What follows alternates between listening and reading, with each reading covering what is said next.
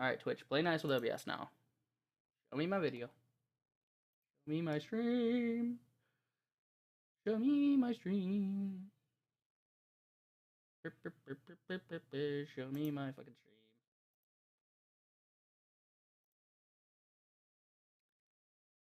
Come on. Yeah, man. Yeah, man. I'm streaming that screen, right?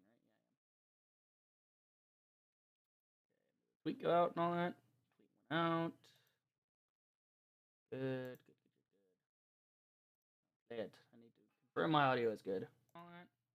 Happy, say something. Good. Happy. My audio is good. All right. Happy, say something. Enough. Happy. Oh yeah, I heard your dumb ass.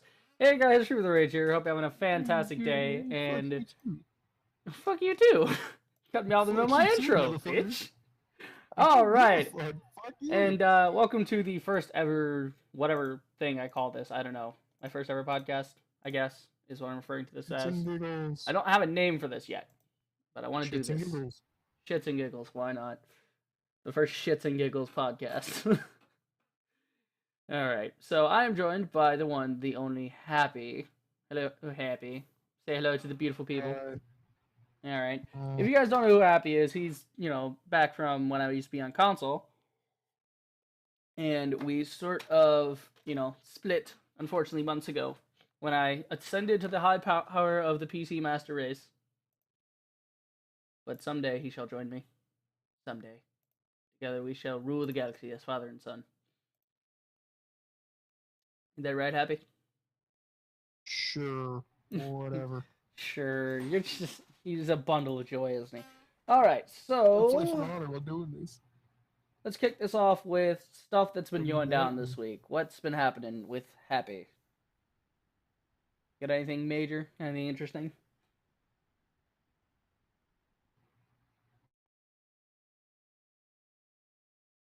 Or we could just sit in silence. An awkward, 5 seconds of silence. Happy, what have you been doing? What are things in your life? Fucking Twitch right now. Forget Twitch. Why are you gonna worry about Twitch? Just speak, do things, converse. I'm fucking doing shit right now, and it pisses me off. I'm gonna fucking strangle someone. Just do it later. Dealt with. Let's do it later. Oh, what were we talking about? We were talking. Jesus Christ! All right, we were talking about things that we have been doing. Or rather, I was asking you if there's anything that's been happening lately. Anything game related? For fucking Shadows of War to come out. You're waiting for Shadow of War? Yeah. Yeah. It's looking like a good game. Shadow of War, like, no, Shadows of War is Shadow of the fucking War. When that shit comes out, no one will see me. Yeah. No one will hear from me. I will be fucking mute to everyone. Right, so you're talking about the microtransactions, like people bitching about that, or just people being like, oh, it's just Shadow of War. Microtransactions and shit. Yeah. Yeah. All right. Well, let's check it out. Why don't we skip around a little bit in this podcast? We'll go right into the game stuff. Since you brought it up, Shadow of War. Check this out. See some stiffs. So, Shadow of War, right? So I played Shadow of Mordor, and I know you played Shadow of Mordor too, right? I played it for a little bit. For a little bit, so you didn't complete it? I did not complete it. Okay.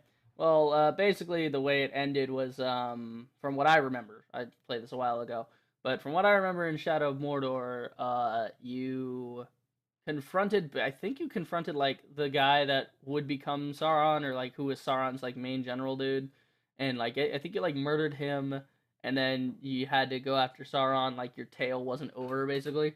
So you have to, now Shadow of War is the continuation of that. You're still in Mordor trying to cause havoc and shit. But I think in this one, the Ring Wraith actually, somebody's trying to steal the ring from you. Because I saw in the trailers, there was, a thing with the Ring Wraith. He was, what was he doing in the trailer? I can't remember. It was somebody was, yanking him from your body, basically. They were trying to steal his soul. Or, technically, the soul that is his being. I don't know. But let's talk about the first one, then we'll talk about, stuff we can see in the second one. So, first one, what was like some cons? Because there were a lot of pros, but was there anything that really just kind of ticked you off that didn't make any sense? Yeah, the what is it called? The new demon from the movie that they're bringing back. I don't remember what its name What is. the Balrog? That back is a fucking monster now. Like, no, it's a demon made for that fucking tunnel, not for other Okay, shit. okay, so no, I'm talking about the first one in Shadow of Mordor. Like, was there anything that like was shit in Shadow of Mordor that you'd like them to fix in Shadow of War? Well, they're already fixing. That's the fucking game command or game commands. Game Being able to commands? fucking stealth, like actually do stealth kills without fucking alerting other people. Yeah, that was kind of hard. I'd have to say for Shadow of Mordor, So but and so is afraid of fucking watching someone die due to a stealth attack. Okay, stealth. So and so is not afraid of you. it's like He's what coming at you the now. Like, fuck? I what? know. I had the same problem. Did you have like an enemy in the Nemesis system? Did you have like one dude that like you fucked up and let him get too powerful? Like, did you have a proper Nemesis? Second to final boss. No, The no, reason why I didn't finish the game. no, no. I mean like in the world, like the Nemesis, like the generals and stuff you had to take down. Like, was there one where you had a random encounter with There's one? one that like I kept dying to, and I just said, "Fuck it, I'm Right. done." He's the main reason why I stopped playing the game. Oh, so you stopped when like he murdered you like 1,000 times, and became like unbeatable. I Yeah. I got him to a point where like he would one hit me. Oh shit, that's not good. Yeah, I had kind of a similar experience. I was like first 5 minutes of the game, and I was like, well, what the fuck do I do, right? And I'm thinking, oh, okay, so this is kind of like Assassin's Creed. It reminded me of that, right? I know it's not anything like Assassin's Creed, but the I was like, okay, so this is third person over the shoulder RPG. I've played these before. And so I'm walking around, and I think I'm in a relatively safe area. I was right next to the wall, right, when they were building it, and they were. This guy comes out of nowhere and attacks me. I'm like, why the fuck is he attacking me? Oh shit! And I start running away, and I start trying to fight him and shit. And I had no idea what the Nemesis system was. Absolutely none. I had no idea about that. And so basically, he kicked my ass. I ran away. He kicked my ass. I ran away. And he kicked my ass, and I ran away. So he got me about 3 or 4 times, and which then promoted him, I guess. And so by the time I actually learned the game, I was like, oh, okay, I get it. This guy was being my nemesis. This guy was being my enemy. He's become like this main threat. And I defeated him pretty easily though, because I was actually pretty good at Shadow of Mordor, or yeah, Mordor was the first one. Why didn't they just call this Shadow of Mordor 2? Like, why do they have to call it Shadow of War? That gets really confusing. But yeah, I Because had you was a murderer, you were in the You were in the shadows. You were just there because your family died. right. Shadows of War, you're not going after his generals. You're starting the war. Right. I like that. So speaking of that though, speaking of that, so we got this war thing, right? So is that so the Nemesis thing, was that about the only thing that kind of like fuck with you too much, or was there some like anything else in Mordor that didn't feel right? I felt like the game was pretty polished, like It was the pretty first time popular. I played. The combat skills that you had to use were slightly off than usual. Right. Like can you give me an example of This that? is a lot harder. It was so Like like chain kills. They try and do chain kills trying to kind do of hard in chain that one. kills was a little harder. Yeah, I feel like they were trying to do like they didn't want people to compare it to Batman Arkham Asylum Arkham City style combat of press triangle to counter every fucking thing they throw at you, which is Felt when it was yeah, fucked up. yeah. So it was like that would have been too easy, is what they were thinking. So they went with sort of like okay, we're gonna have this, but we're not gonna have like one dude attack you at a time, make it super easy. We're gonna make it like different.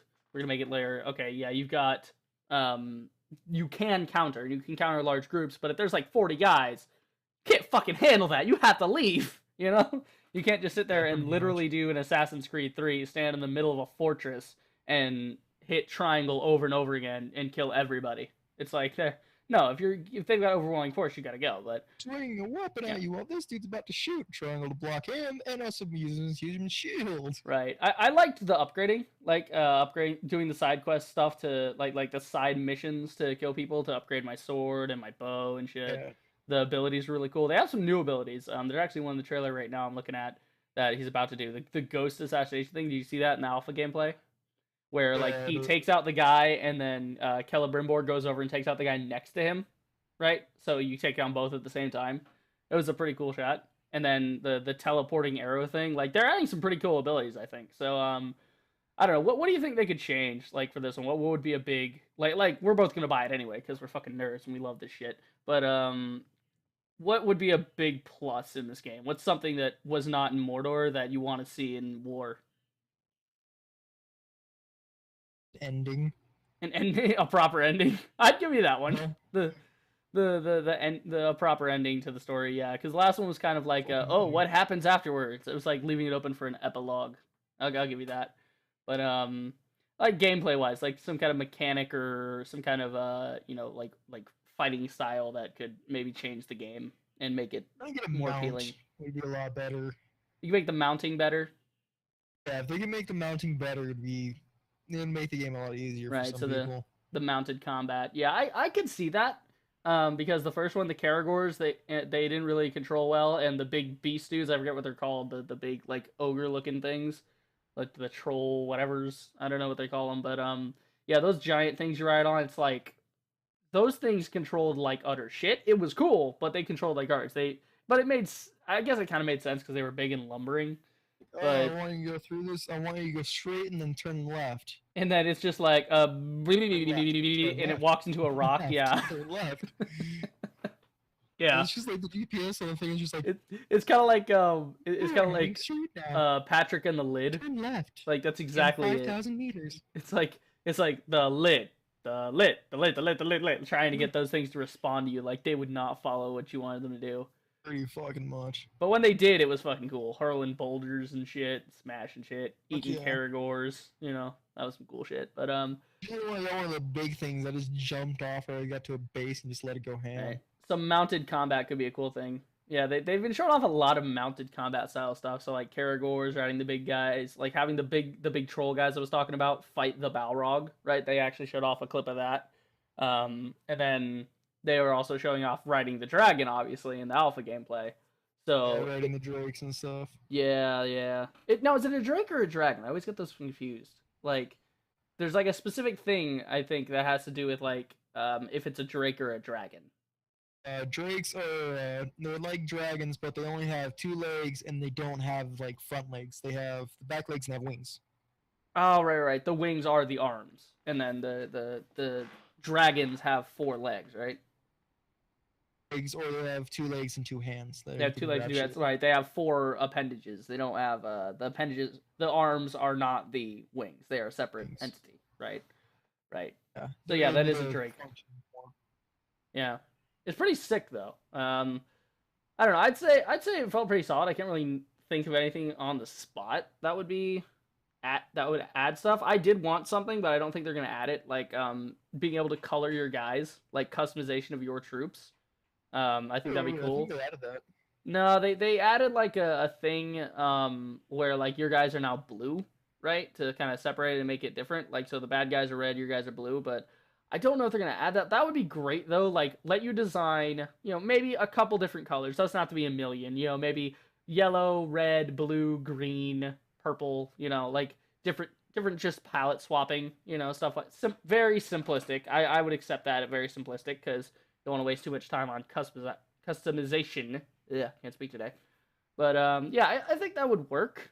But I've seen a lot of people talking about that, and apparently all the information so far is that they're not doing that, which is kind of sad.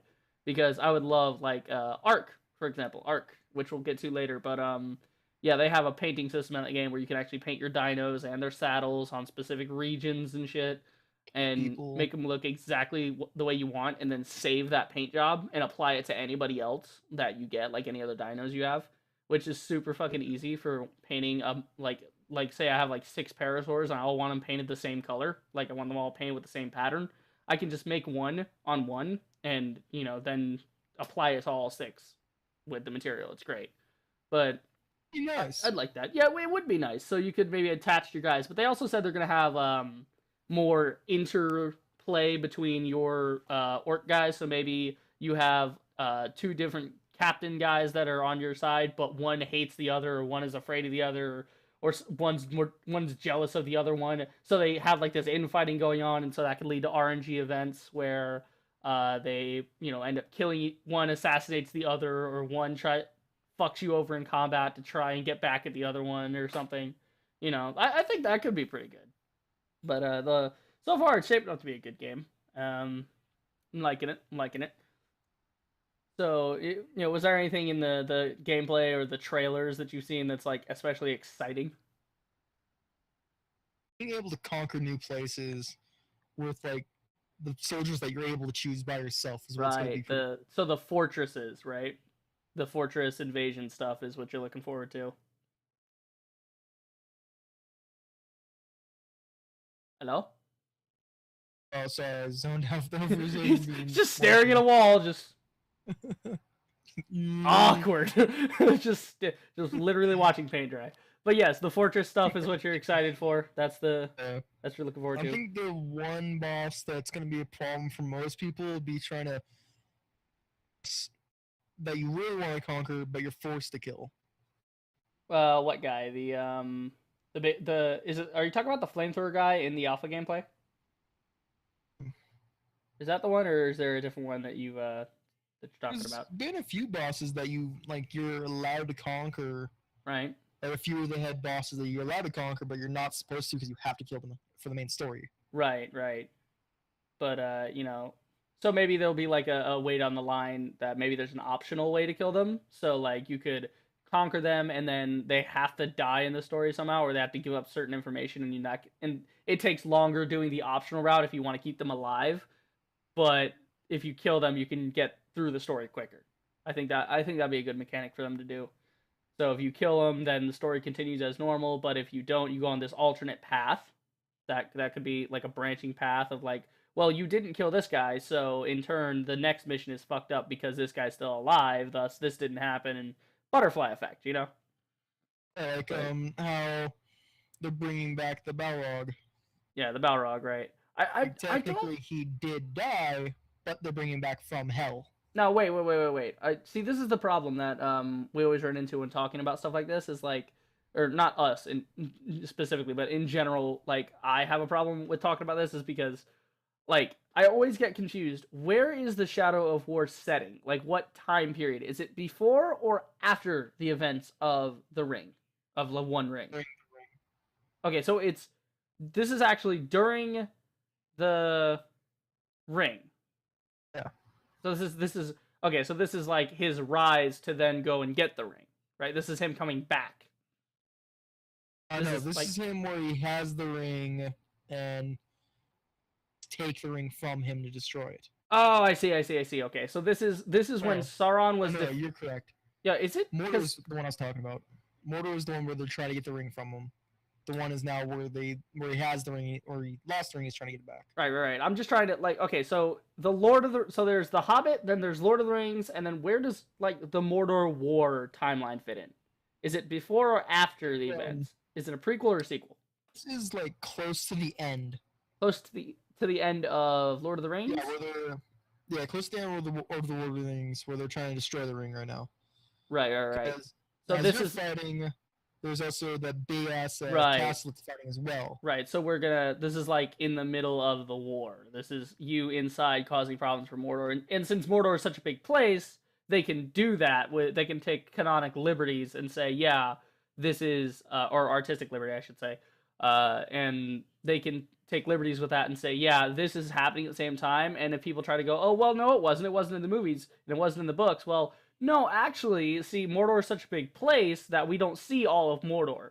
And Mordor used to be a more diverse place, and like the orc culture could be a thing. Maybe these are like the first wave of orcs, and then these aren't the cannon fodder army that Sauron's using. These are like the troops in the background that are supposed to be training the cannon fodder. I don't know. Anyway, back to the point at hand with the whole fortress conquering and whatnot. You said you like seeing the different places and stuff, and I think that did play a big part in Mordor, as like it could have been more fun if there were more places to go and do things.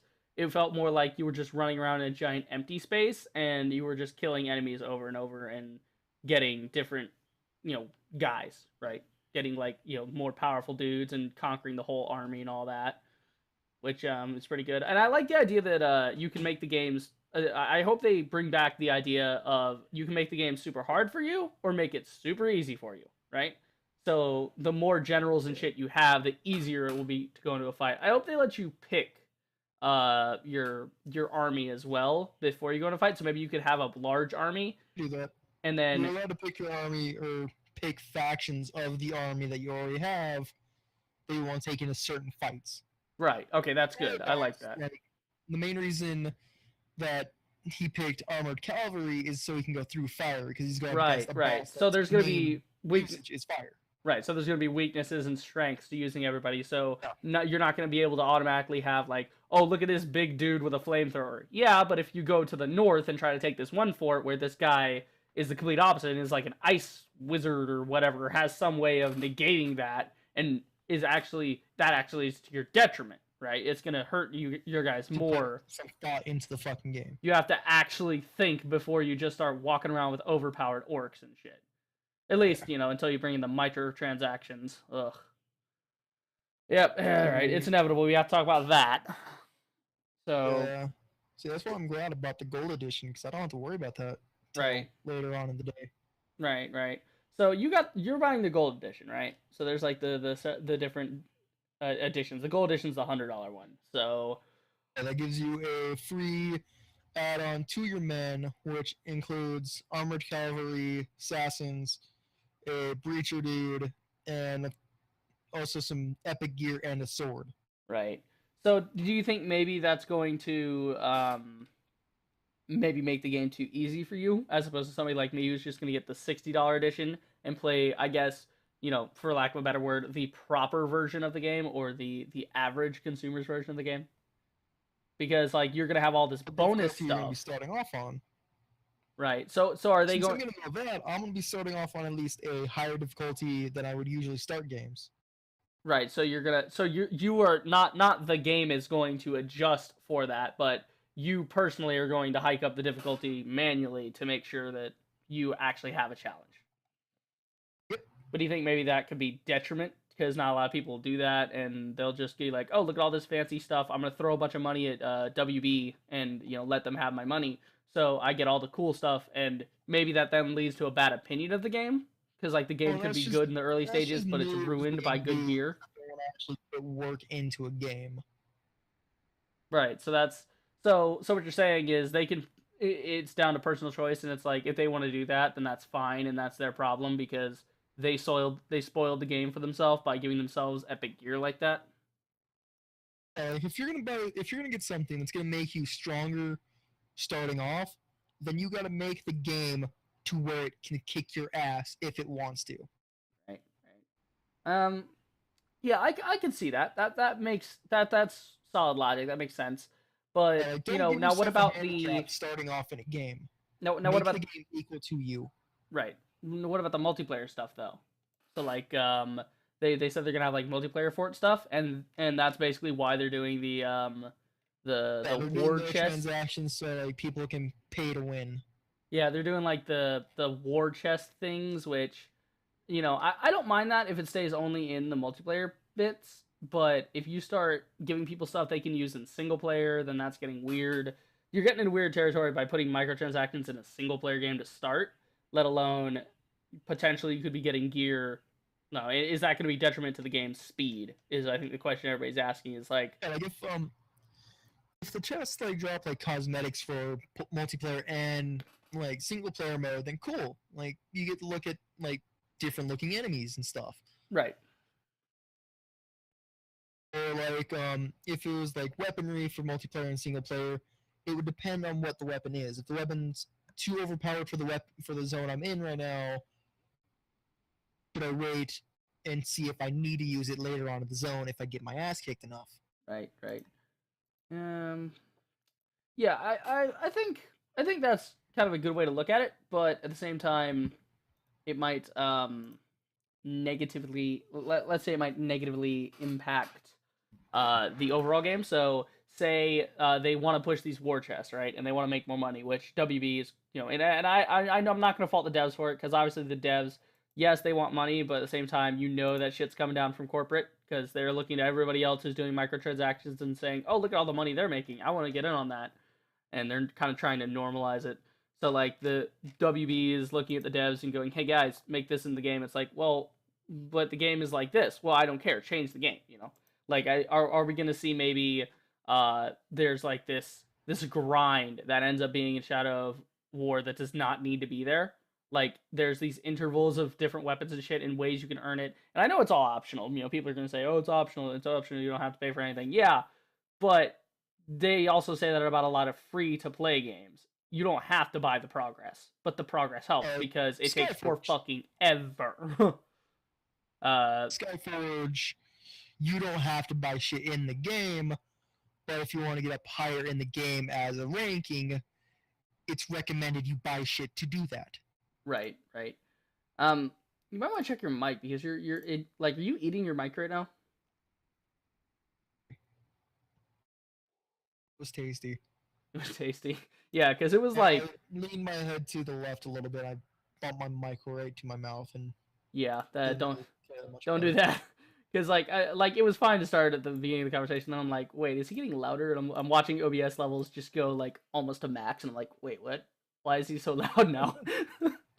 All right, but now we got that sorted. But yeah, I'm thinking so say we'll give an example here. If there's like, oh, you can get this upgrade for your sword, right, to make it better, or you can get this new sword, but it takes 4 hours of gameplay, right? Either way, either you wait, you go and do enough missions to get an upgrade point to make your sword better, or you get this other sword by doing 4 hours of gameplay, right?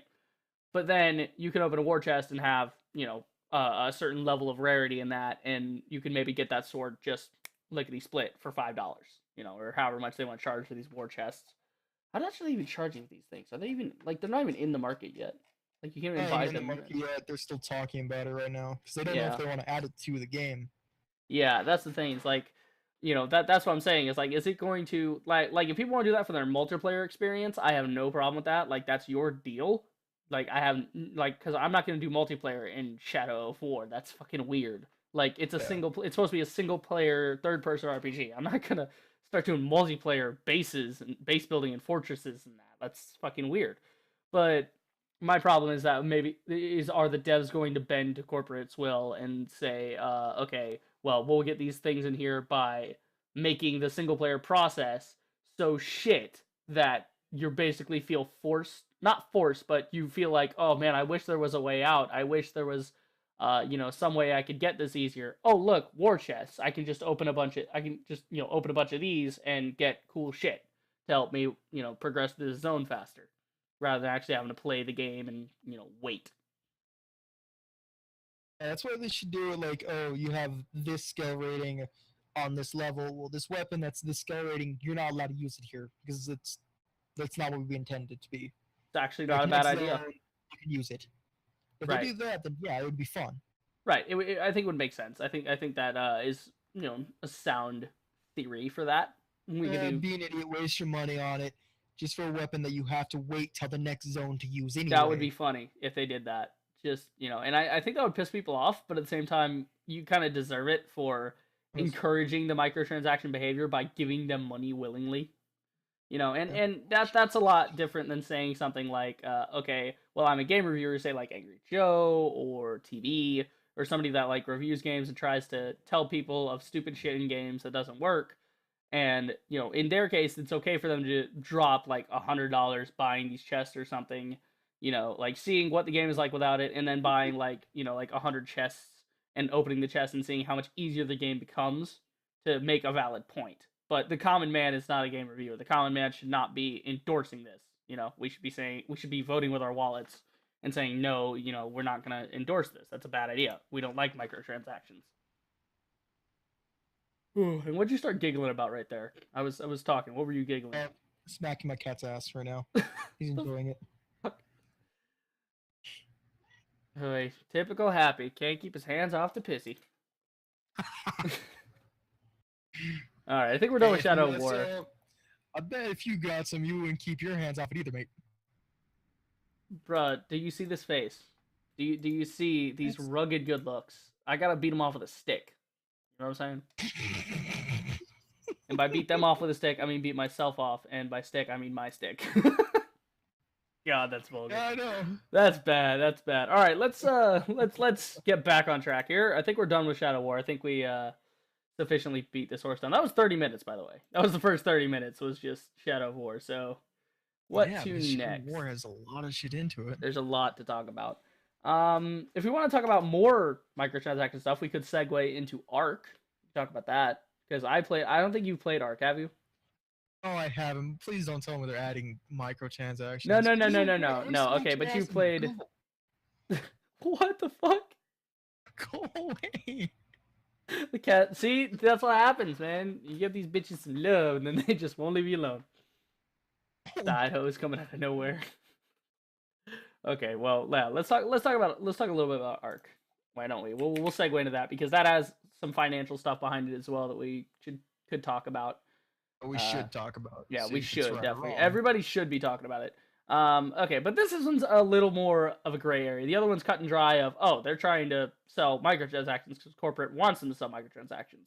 The difference here is that Ark, I don't think, has a publisher, so it's like it was an early access indie game. So you Yeah.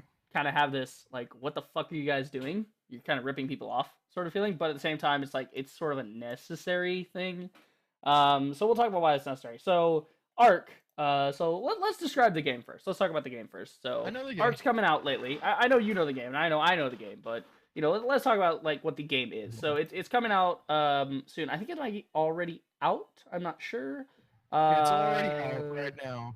Like full release is out right now, but they're still adding on more stuff to it. Right. They are.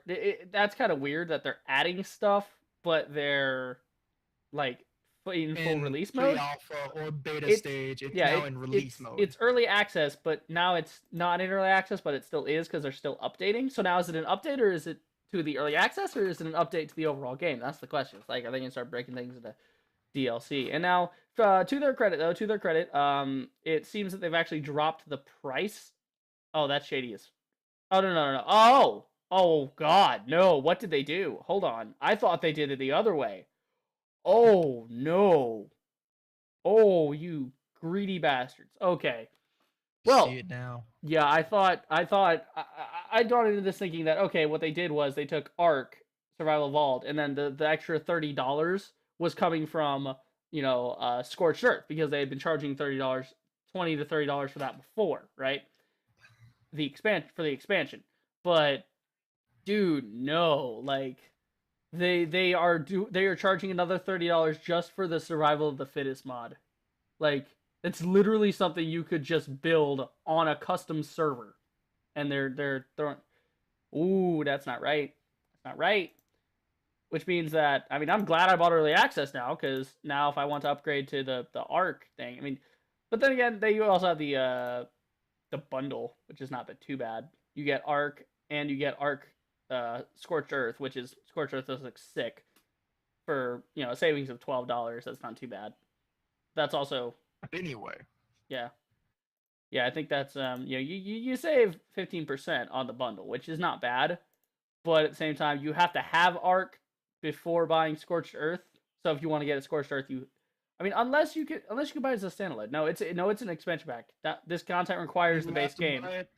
Yeah, you have to buy the base game of Ark in order to use the expansion pack Scorched Earth. Like right now, they released Ark for PlayStation and Xbox.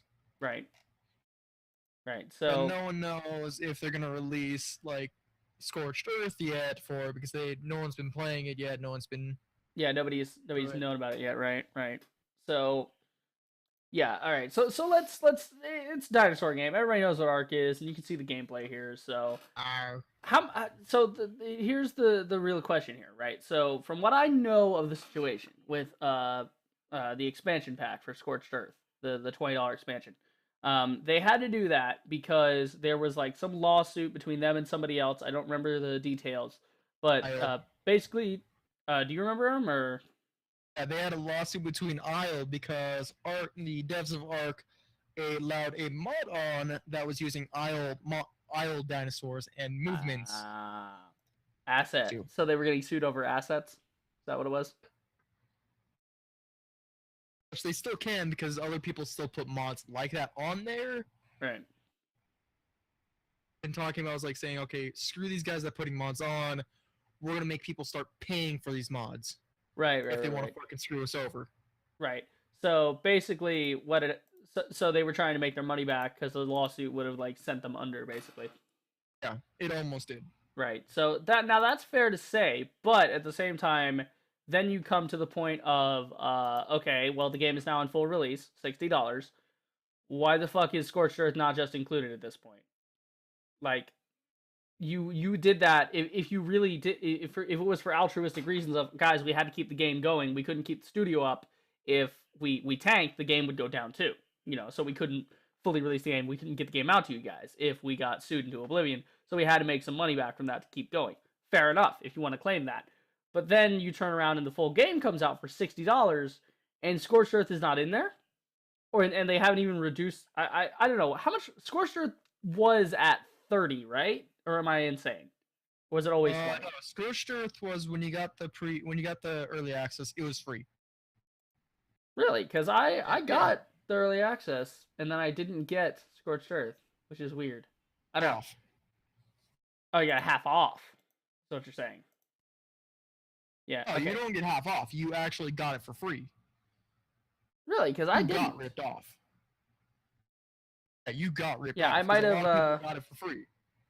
Well, when did they do that? Because I bought it after Scorched Earth was already out, I think.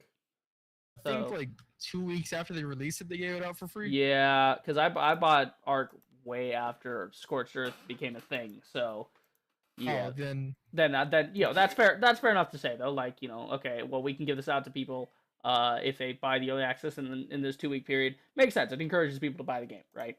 But if you're someone that bought it from like the beginning, yeah, they're gonna give it to you for obviously, free, and that's fair to say. That's fair to say. Later in the day, but yeah, they're gonna give you a discount or something. I mean, where do you draw the line though? Because I put 228 hours into Ark. Like I've played Ark. I know Ark a bit. I haven't done everything, right? There's still lots to do. The game is $60. The expansion, like getting expansions, should be like $30 to $40 for all expansions. Right. But we have $20. But this is for that map. Right, but this is 20 right there. Well, this is $20 just for the Scorched Earth map, like the expansion. But to be fair, there's also brand new bosses and everything, so it's basically a different game, but just using the base stuff from Ark and then adding new stuff. But also, to be fair, they've added Ragnarok, right? The Ragnarok expansion, which includes all of the stuff from Scorched Earth, and they said they're working on Ragnarok to make it even bigger, right? To actually include zones from Scorched Earth, like desert-style zones and shit.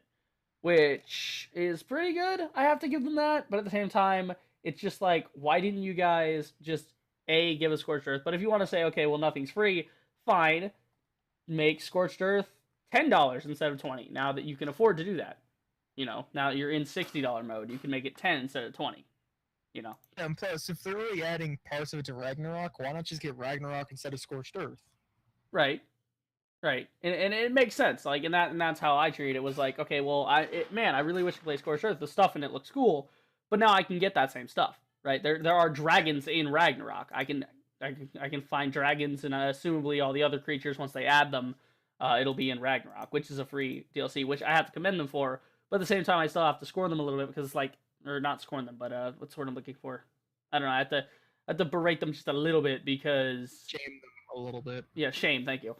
Shame's a good word for that. I have to shame them a little bit because it's like, guys, you have a $20 DLC for something that's basically a mod that's barely worth $10, and it's a big mod. It's a new map, it's new creatures, it's new all kinds of stuff, right?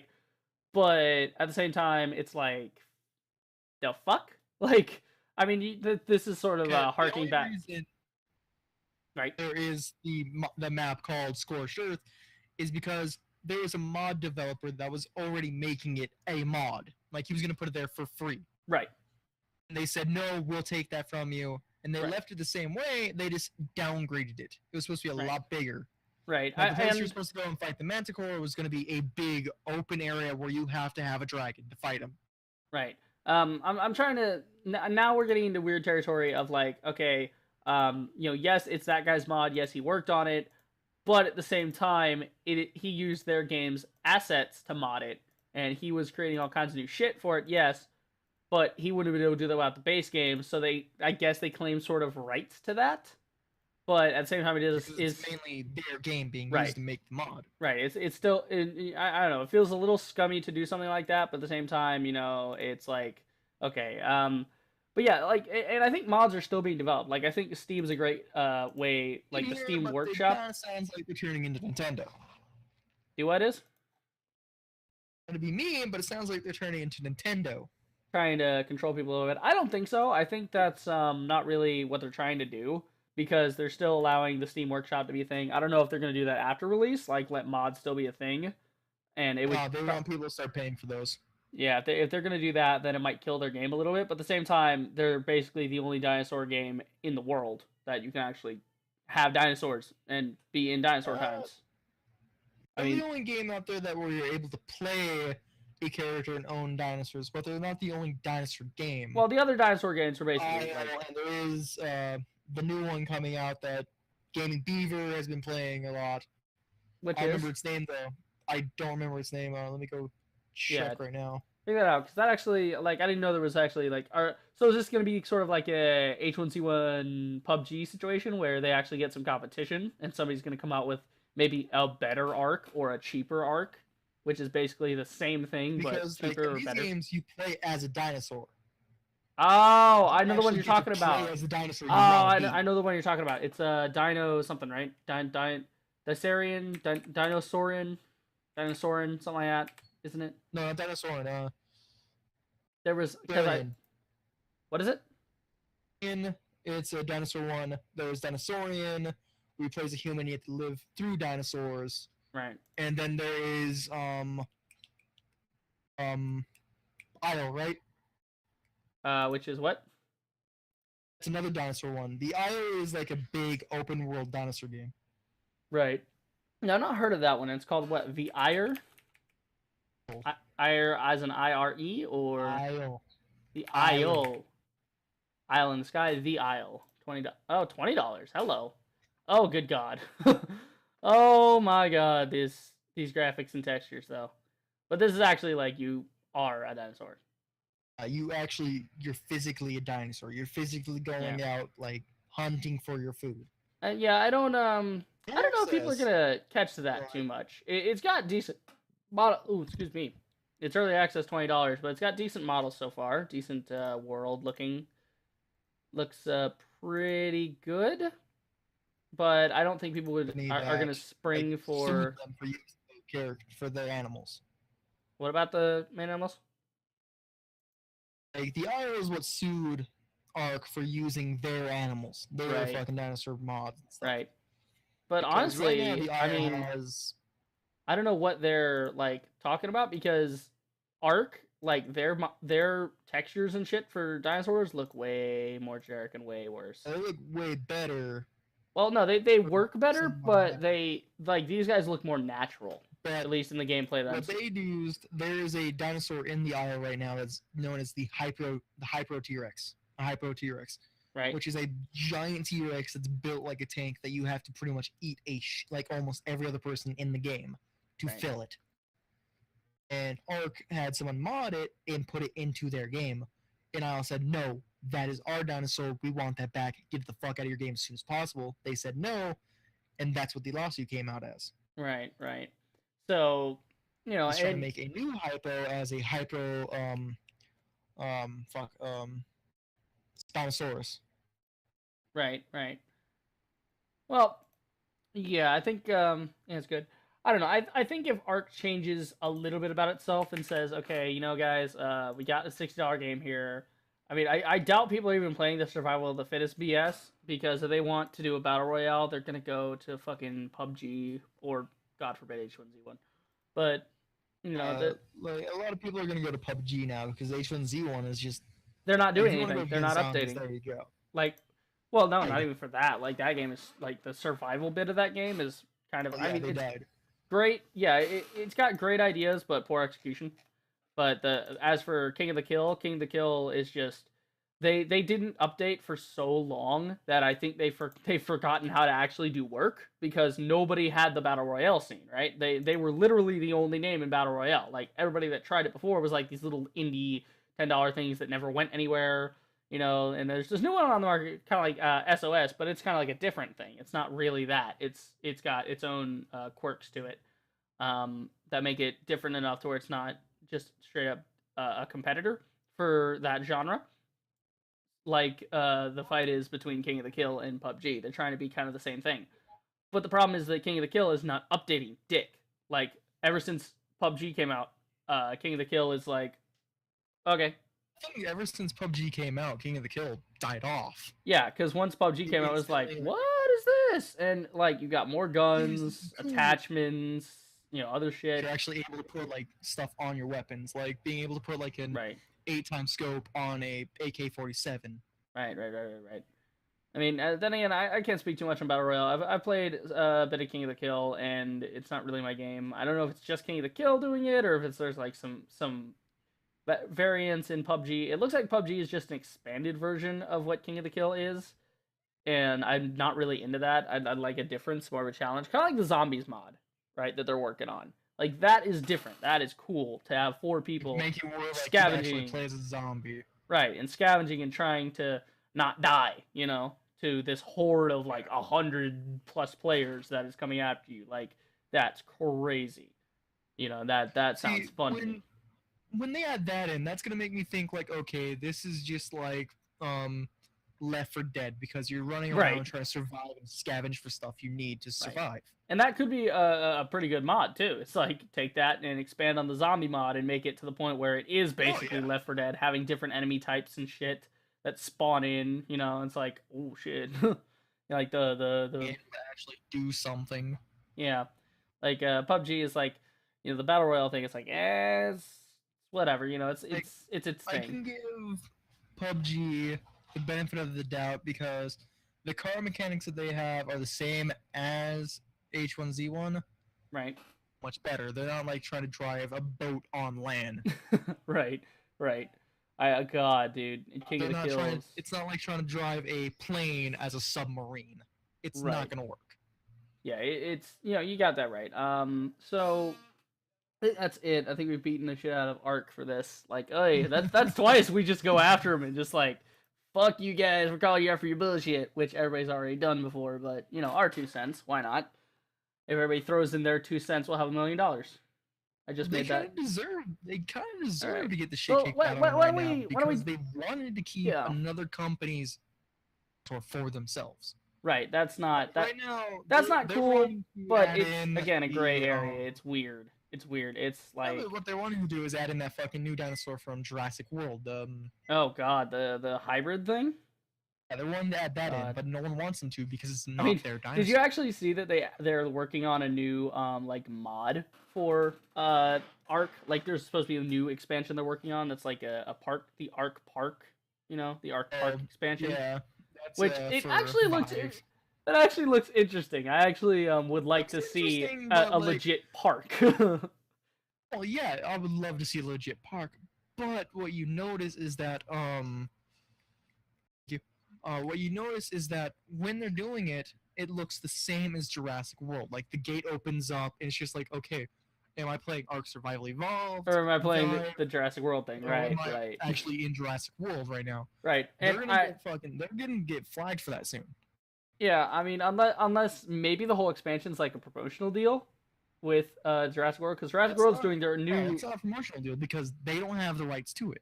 No, I know that, but it's like maybe they've been talking.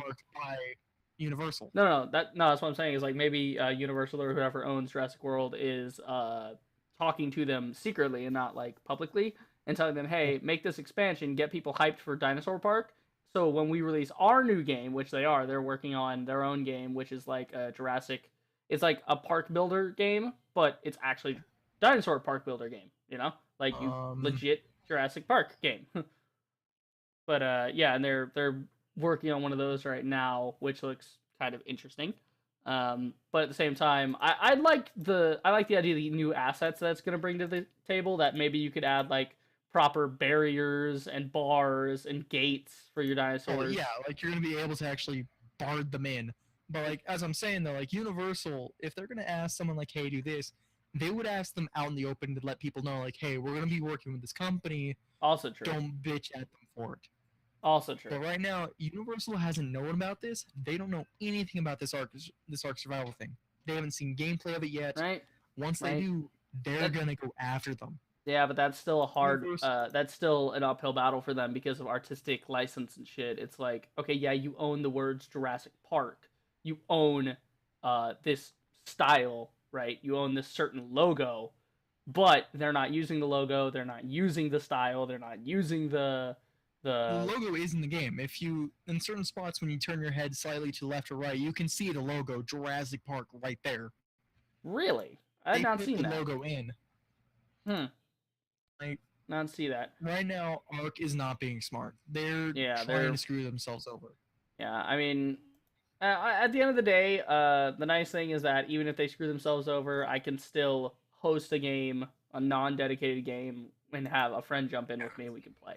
And that's I think will be fine. You know, you might miss out on these big servers of PvP and PvE and shit, but at the same time, I don't know. I think it's more of like a Neebs Gaming, for example, right? It's more of that situation. Jumping in with 4 or 5 of your friends, everybody's working together to build this big, awesome base and doing all this different Turn it shit. into a game for fun, not a game for like Right. how most people play. Where like, oh, I have the best cool shit in thing, the so world. This fuck guy you. down Yeah. here is about to get close to me, so fuck him. I'm gonna go kill I him. mean, that's take over literally what shit. happened to me in one of the PvPs. Is like I was setting up signs and being nice, and I was like, okay, I'll set up a little, log cabin here, and I'll put a big billboard up that says, that if you go down the river, there's my main base, and you can chat. And I put out like this little box outside and everything that was like for people to leave notes in, so they could talk to me. If I'm away from base and I come back, I check the mailbox as I called it, and I could actually communicate with these people. I thought it would be neat, to be like, oh yeah, okay, so write down what your business is, how to get in contact with you, right, and just leave it in the box. So maybe I could converse with other players and shit, right, and maybe trade with people. But some asshole came by, broke through my wall somehow, and then for some reason broke into all my shit and like took all my shit except the good shit. They didn't break into my storage room, which is weird. They just they broke in and destroyed a bunch of shit for literally no reason. Like, why? What is your problem? Like, get some new shit. I know it's so bullshit, but and they even destroyed like my whole like tower I had made. I'd made this whole landing tower for the pterodactyls, right? The pteranodons. I'd made that. And so I could land my Pteranodon up there, and it would look cool. And they destroyed that on their way in. Like, they didn't need to. They could have gone around it, but they intentionally. It's like, fuck you. That's when I started playing single player. Fuck these people. I don't need these people in my life. Yeah, but like right there, someone coming in breaking shit that they don't know what's there for. That's someone new starting off in the game that's saying like, okay, fuck it. No. Ahead of me, I want to steal something. No, but there's no way you could have gotten like into my base, like through my shit, if you were a new player. Because I had like full stone shit, full spiked walls, and if you hit the spike walls, you know that you get hurt when you try to damage them. So it had to have been somebody with like a T-Rex or something, or explosives that came in and just blew shit up and destroyed everything. It was bullshit. Anyway, off that. This is also Ark that we're talking about, so a lot of people on PC or now on console will be an asshole. Right, people are assholes. That's online games for you. But, at the end of the day, like I said, if I can get on with my friends and, if I could get a group of friends to actually play, but if I can go on Discord, find an Ark server and be like, hey, who wants to play? It's like, oh, okay, I'll host a session. It's like, we'll go on my world and do whatever. It's like, oh, okay, yeah, fun, whatever. A PC and I was able to download Ark and play, I would play with you because, like, I love dinosaurs. Everybody loves dinosaurs, Like, it's dinosaurs. You can't not like dinosaurs. T-Rexes or all the big fucking dinosaurs. I like compies. Because they're compies. The little fucking compies, you can ruin the world. If you get enough of them, you can ruin the world. Happy 2016. Get enough compies, can ruin the world. All right. 2016. It's 2017, isn't it? Oh my god, my brain. Shut up. All right. All right. So we're off. We're off Ark. I think we've blabbed enough on that one. Let's talk about new shit, shall we? Let's talk about new stuff. So there's this new game coming out, Absolver. That's a thing. It's in a weird price range. It's not $24.99. It's $26.99. So it's not quite $25, but it's not quite $30 either. But have you heard about this at all?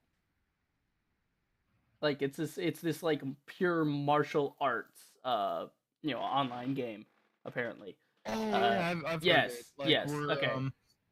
So You're, for you're the able to train yourself with someone else, or you can train someone under you now. right, so you can act. It's like they're taking the idea of okay, martial arts. Like martial arts is one thing that's never executed well in games, right? And melee combat is like usually hack and slash sort of art style, beat on the other guy.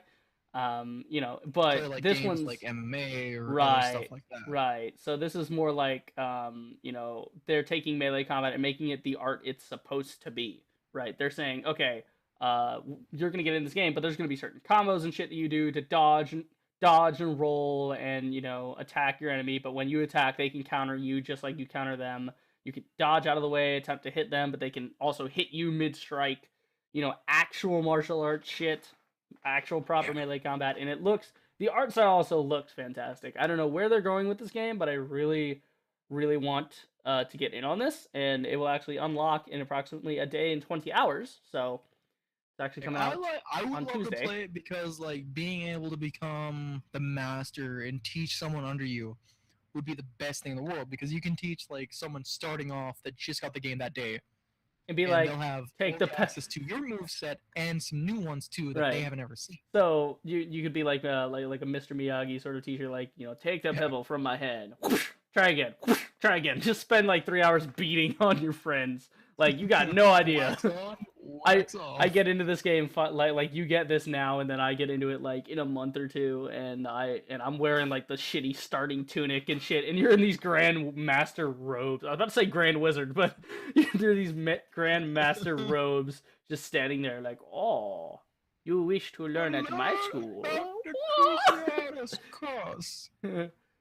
Take the pebble from my hand. It's like I can imagine you whacking me around like the whole time. It doesn't look too bad. It looks like for the gameplay, it looks a little janky already. It looks a little, for lack of a better word, choreographed. But it I'm sure it's gonna look a lot different when there's actual people fighting, when there's like actual unscripted fights that aren't just there to show off gameplay. And I like that there's like an unlock system. You can get your other moves and stuff. You can all that. It's just cool. Stuff.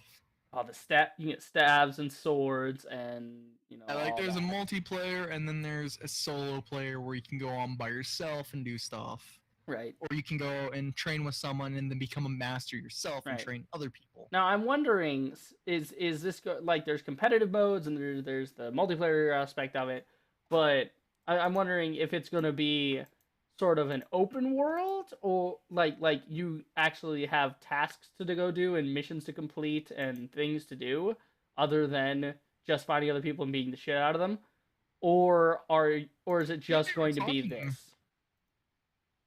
It sounds like it's going to be slightly open world where you have to do some challenges to get some new stuff. Right. Where like in the world of solo play where you can train people or become trained, there's other places you can go and learn new sets yourself that you might only know or that you and someone else that went there before have known. Right. So so we're talking like sort of like there is progression, but it's not so much of a not like a survival sort of progression of need to do this thing, but you have to do this thing in order to learn new things. Like you can learn something in PvP or you can learn something in PvE. Right. Like if you learn something PvP, it's going to be mainly used for PvP or PvP.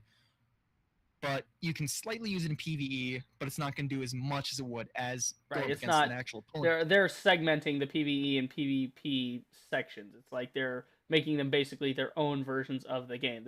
It's almost as if they're two different modes. Wow, what an idea! What a novel idea! The single player and multiplayer should be treated separately and should play differently. It's magical. All right, but yeah, it does look good. I want to be able to go online in like the competitive matches and be a master and beat the fuck out of people as I'm just screaming Bruce Lee lines, just like. I can't wait for that. This is the Bruce Lee fantasy. This is like I'm a martial arts master now, and I will beat the shit out of you to prove it, and taunt you the whole time. Kick your ass. Basically, yes. It does look good though. Like the art style and everything is good. I think a game right now that a lot of people are going to be really excited for is Anthem. Anthem. Oh yeah, Anthem. They showed that off at E3, right? Open world game. Oh yeah, they showed it off. It Yeah, was that really the cool. open world exosuit thing. Yeah, that was Like you good. have a I'm trying to choice actually see between this. like And today I want to be in a light exosuit running around doing light assault okay, Anthem's attacks. not on Steam yet. They're not even Or I talking can about it. be in the tankard suit and just walk around like a tank and take damage and Right, deal right. the most. It looked pretty fucking cool though. I have to say, I saw the gameplay for it and it looked pretty good. Um, It looks ooh. like it looks just like what is the game we used to play on PlayStation? Uh, what? Like we used to play many things. Narrow it down, son. Narrow it Like down. the open world game where like there's 3 factions. Open world game with 3 factions. Purple. For Honor? Planet side. Planet side. No, Oh, planet side. PlanetSide 2. Right, right. I was like 3 Planet factions. side would That's like the Mexican planet side looks like something like it would evolve from that into a better based game. right. It looked like it looks more like an emphasis on the superpowered suit rather than just, oh, here's a set piece mission where you get this superpowered thing. And obviously, it's not going to be that superpowered when you start the game, or else it would be really boring and it would fuck progression. But it like picking certain things down a certain tree to make your mech do a certain thing. I'm hoping it's like it looks like a co-op experience to me. Yeah, you can have up to 4 people on it. You can do like dungeon ratings or like in the video they showed where they had a hunt to go down. They were hunting something and they got a distress call. Right. And that, like, yeah, it's gonna be really fun. Like, if I was gonna get an Xbox, that would be the game I would get because that game looks amazing. Aren't they also doing crossplay with that? Not crossplay, but the Xbox Play Anywhere thing. Yeah, Xbox is gonna be doing Xbox plays where they can connect with other people on games both consoles have in same. No, well, Anthem is only gonna be an Xbox exclusive. yeah, it's Xbox. No, it's not. PS4, Xbox One, and PC. From what I'm reading. Fuck yeah. I mean, I think it's because they showed it off at the Microsoft conference. People were starting to draw the conclusion that it would be Xbox only. They said it was gonna be that. No, official like proper things. EA commits to Anthem release date. Okay, Fuck yeah. fall of 2018. So we're not going to see this for a while, unfortunately. So what? Like it's supposed to be a big open world Yeah, game, though. it take their time. Take your time, boy. This looks amazing. Don't fuck it up. It's the masterpiece. You brilliant geniuses. Fucking madmen. They actually did it. They went and did it. They made this awesome They game. made a cool looking game. They probably made a game that's better than Skyrim right now. Alright, so let's talk about other things that are new. Sonic Mania, for example. Well, old and new. Old and new. So, Sonic Mania. Yay or nay? What are we thinking on this? I know neither of us have played it, but what's the thought pattern? What's you? Doesn't sound something I would play. Like if I see more stuff about it, if I've seen more gameplay of it, I would probably try to play it. Right? It's just something that doesn't fancy me. Right. I fancy you. But yeah. I fancy you too, sweetheart. Oh god. That's Southern accent though. That was great. But yeah, it seems like Nintendo is getting the message on this one, or whoever's making this. I don't know who's making this shit. Is it Nintendo or what? But whoever's actually making Sonic Mania has gotten the message. Like, hey, we want. Oh no, it is $20. Okay, it's 10% off right now. That's why it's $17.99 for some reason. Okay. Just wait until he has to rip out a spike and throw it and take over someone else. He just pulls out one of his quills and fucking sticks it into somebody else. Oh god. Man, your body's mine. Fucking Super Mario Odyssey. Good god. But yeah, I think this is a return to form for Sonic. I think they realize that the platforming of Sonic is what it's supposed to be about. It's supposed to be this platforming game, and they're I think they understand that, yeah, this is just what people want. They want a Sonic game. Just give them a Sonic game. They screwed up on Sonic Unleashed. Sonic Unleashed. Which one was that? That's where you turn into like a werehog or something. I can't even find it on Steam because fucking Nintendo. But a werehog, that was a thing. I missed that one. It was a thing. Yeah,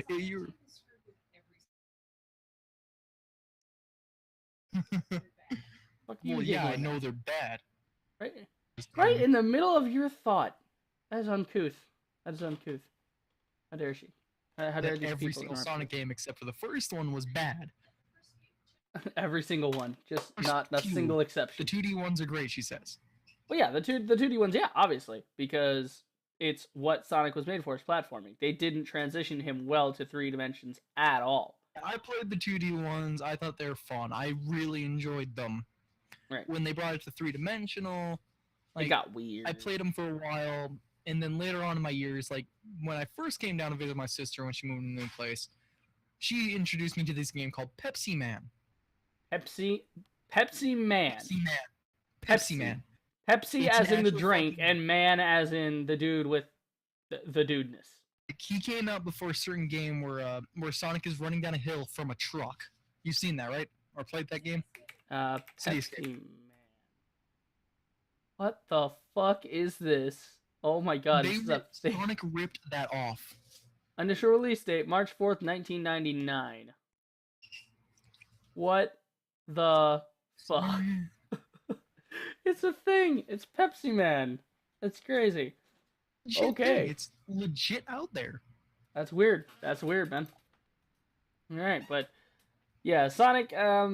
I think it's good that they brought this back. I think they could have gone a little further and done the Mario Maker bit, where it's like, hey, you want cool Sonic levels, make them yourself. You know, which I'm all for. Throw that in there as a free update at some point if they want to. You know. Oh, fuck that. No. I don't Well, no, want no. like a Mario Maker in Sonic. Fuck that.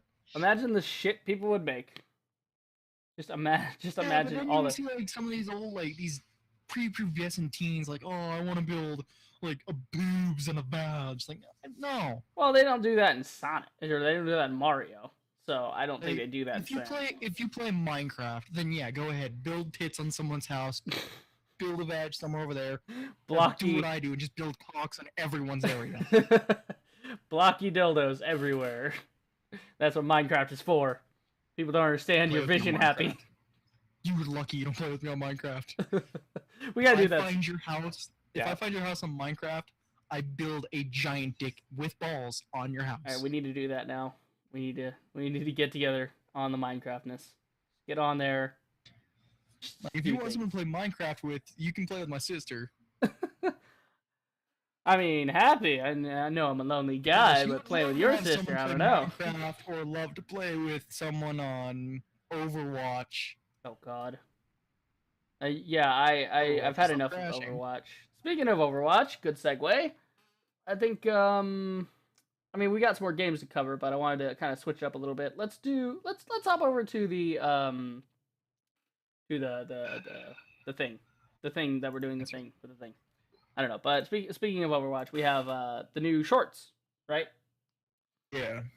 Right. So The we May had short and the Jokertown and Junkertown. the May short, right? Jokertown is god tier, fantastic. Well, talk about May short at Like, all. Okay, all right, Junkertown is what I but want to fucking be. all right.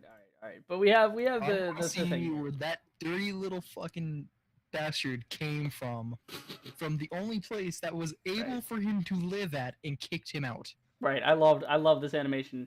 It does feel weird that they put so much effort into the May animation and that the Junkrat animation looks so different. It has this sort of hint to it. Like it feels cartoonier than the rest of the animations, which I don't know if they were doing that intentionally or they kind of slacked off with the lighting and the models because it just feels like it's not their best. You know, it feels like they kind of It's not their best. Like, Yeah. they did more effort on Roadhog and the entire map. Because if you look at Roadhog compared to Junkrat, yeah. He looks Roadhog looks more there. than especially Junkrat. the He doesn't fact look that like he's just like fucking pasting there. Yeah. There was a scene that just threw up on that just happened on the Junkertown video where he's like, I got an idea, and you can see inside of his throat, and there's literally not even light going in there. There's not even a hole, right? There's no esophagus. He doesn't have anything. It's literally just a back wall, right? No detail inside of his mouth, like past the teeth and the tongue. It's so weird. Like he doesn't even have gums. Like you can't even see his gums, which is what the fuck. It's so weird. But yeah, I mean, it's still great. It still is hilarious and great. But at the same time, this makes you wonder. Okay, they just did Junkertown. They released the Junkertown map. They did the May short, right? And Well, they didn't release the map yet. It's on the Oh, they have? PTR, right? Yeah, it's on the It's gonna be PTR. on I mean, PTR soon. it's on the PTR, right? That's what I'm saying. It's like it's gonna be on the Soon. PTR soon. Yes, soon. Anyway, but the thing I find odd is like after months, like they spent what, like 3 months after the Uprising event, not making a single lore comic of any kind, and now Yeah. they come out like 6 months after Uprising and say, okay, now here's a Junkrat thing, and now here's a May thing. For what reason? We don't know. We don't have a roadmap for these things. We're not putting a coherent story together anymore. Like, what the hell is, where's Zarya chasing Sombra? Where's that storyline? That storyline was dead like immediately because it never went anywhere. You know, it's annoying to somebody like me who's a big lore fan, right? That appreciates a good story and appreciates when a game has good lore, and they go to it like, oh, here's lore. Okay, now we're gonna get lazy and not do any lore, not do any updating, because basically we're doing so. Like going from like speaking on games based on lore. Look at Destiny 1 compared to 2. Destiny 1, like here's a bit of lore in the game. There was more lore in the trailer for Destiny 2 than all of Destiny. There was, oh my god. Changed up the game before they did all this. Like some bosses in the trailer are not in the game. Some enemies in the trailer are not in the game. That's fucked. But we have a bit on Destiny 2. We'll get to that in a minute, but I just want to talk about the Overwatch right now. So I think, and people are probably going to take it as I'm just bitching about not getting lore, but that's not the point. The point is that there's a certain, thing they set up for themselves. They kind of set themselves up as these great storytellers, which, Blizzard pretty much is. They do well. They do nice lore, and, World of Warcraft's a good example of that, or the Warcraft series, I should say, is a good example of lore and shit. And there's proof. Like, look at the Warcraft movie. They had a beginning, middle, and end to that movie, and it was set up pretty all right. It wasn't the greatest thing, but for a game to go to a movie, that actually succeeded. That was like the only game to movie ever that succeeded and actually, gotten good ratings and stuff. And for me included, I have a review. You guys should check it out on the channel. Shameless plug. But but no, I think that they kind of set themselves up as having this thing where okay, here we're gonna have lore, we're gonna have these neat characters that people fall in love with, we're gonna have all this stuff happening in this whole storyline, and then they didn't deliver anything. Like they come out with a lore comic every month at least. I get it, animation takes time. I'm gonna interrupt you there. Right. See, if they released her animation at the time that the new map where she was supposed to be at, Antarctica, right? Yeah, that would bring it all together. That would be like, okay, now there's a reason why we're playing on this map. Like Junkertown, they're releasing it before the map is released, so we know why they're releasing that. Right. There's context. But just randomly out of the blue, just pulling out like, oh, here's the fucking animation about May. Right. Well, why is this way after the point when it should have been released for us to go like, oh, our heartstrings are being pulled on just a little bit more just because of this map now, because now we know why there's those places there. Right. And it like afterwards, just like makes sense. But the fact that after this they didn't even have plans to update the map or change it in any way, I think, because in it May puts ice on the tower, right? Like she puts the ice on the tower in the animation when she's climbing up it. It's like, where is that? Why is that on the map? I think they added the mugs. That's about it. They didn't add the mugs. Mugs aren't there either. The mugs aren't even there. Like, good God. It's just... they decided to go like, okay, here's the animation. We're going to show you all this. And they decided to go put the map to the animation. You would see that the tower's going upward and then bent where there's ice pushing it still. Right. Or maybe, there's and then you'd be able to go in and see all the dead falling. Oh, I see. Oh, look at this Easter egg. This relates to the comic and stuff, right?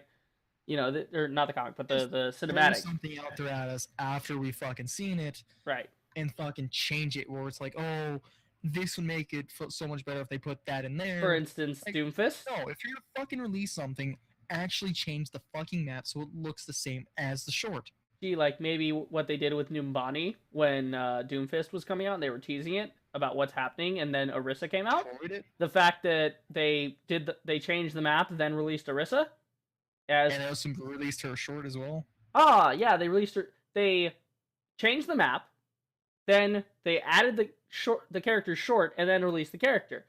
Oh, like a linear fucking storyline that makes sense. Beginning, Yeah. he attacks Numbani. Middle, the character's animation is released. End, the character is released.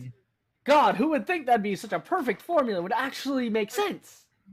Right now, like, I know this is gonna sound probably not right, but right now, Blizzard is fucking up like COD did with Advanced Warfare, Black Ops 3, and Infinite Warfare. Oh, that's getting into weird territory. You know me They're on gonna that, start but fucking up soon. yeah, they're fucking up in the way of not like, they're doing what they think their fans want and not doing what their fans might actually want. So, and the Mercy buff is a perfect example of that. Like, nobody wanted Mercy changed. No one said that. But right now, how it is, I think it's a pretty good change. It's a good change, but it's a positive Back change. into the game. It's supposed to be a positive. It's not supposed to be a positive change for Mercy. The thing people hate about Mercy was the 5-man res, but now you've taken that and just changed it into now the thing they hate about Mercy is the fact he flies around and it basically turns into a DPS. They Symmetra. They did exactly what they did to Symmetra. They said, okay, here's a support. Oh, the support's maybe not. The support is doing too much support and relying too heavily on the team as the support should. Well, fuck that. We'll just make him into a DPS. Like, they wanted to put her as, like, make her where she's / support and DPS. Yeah. Because they don't want to see Reinhardt or Bastion and Mercy sitting on a fucking payload just moving with that. Right.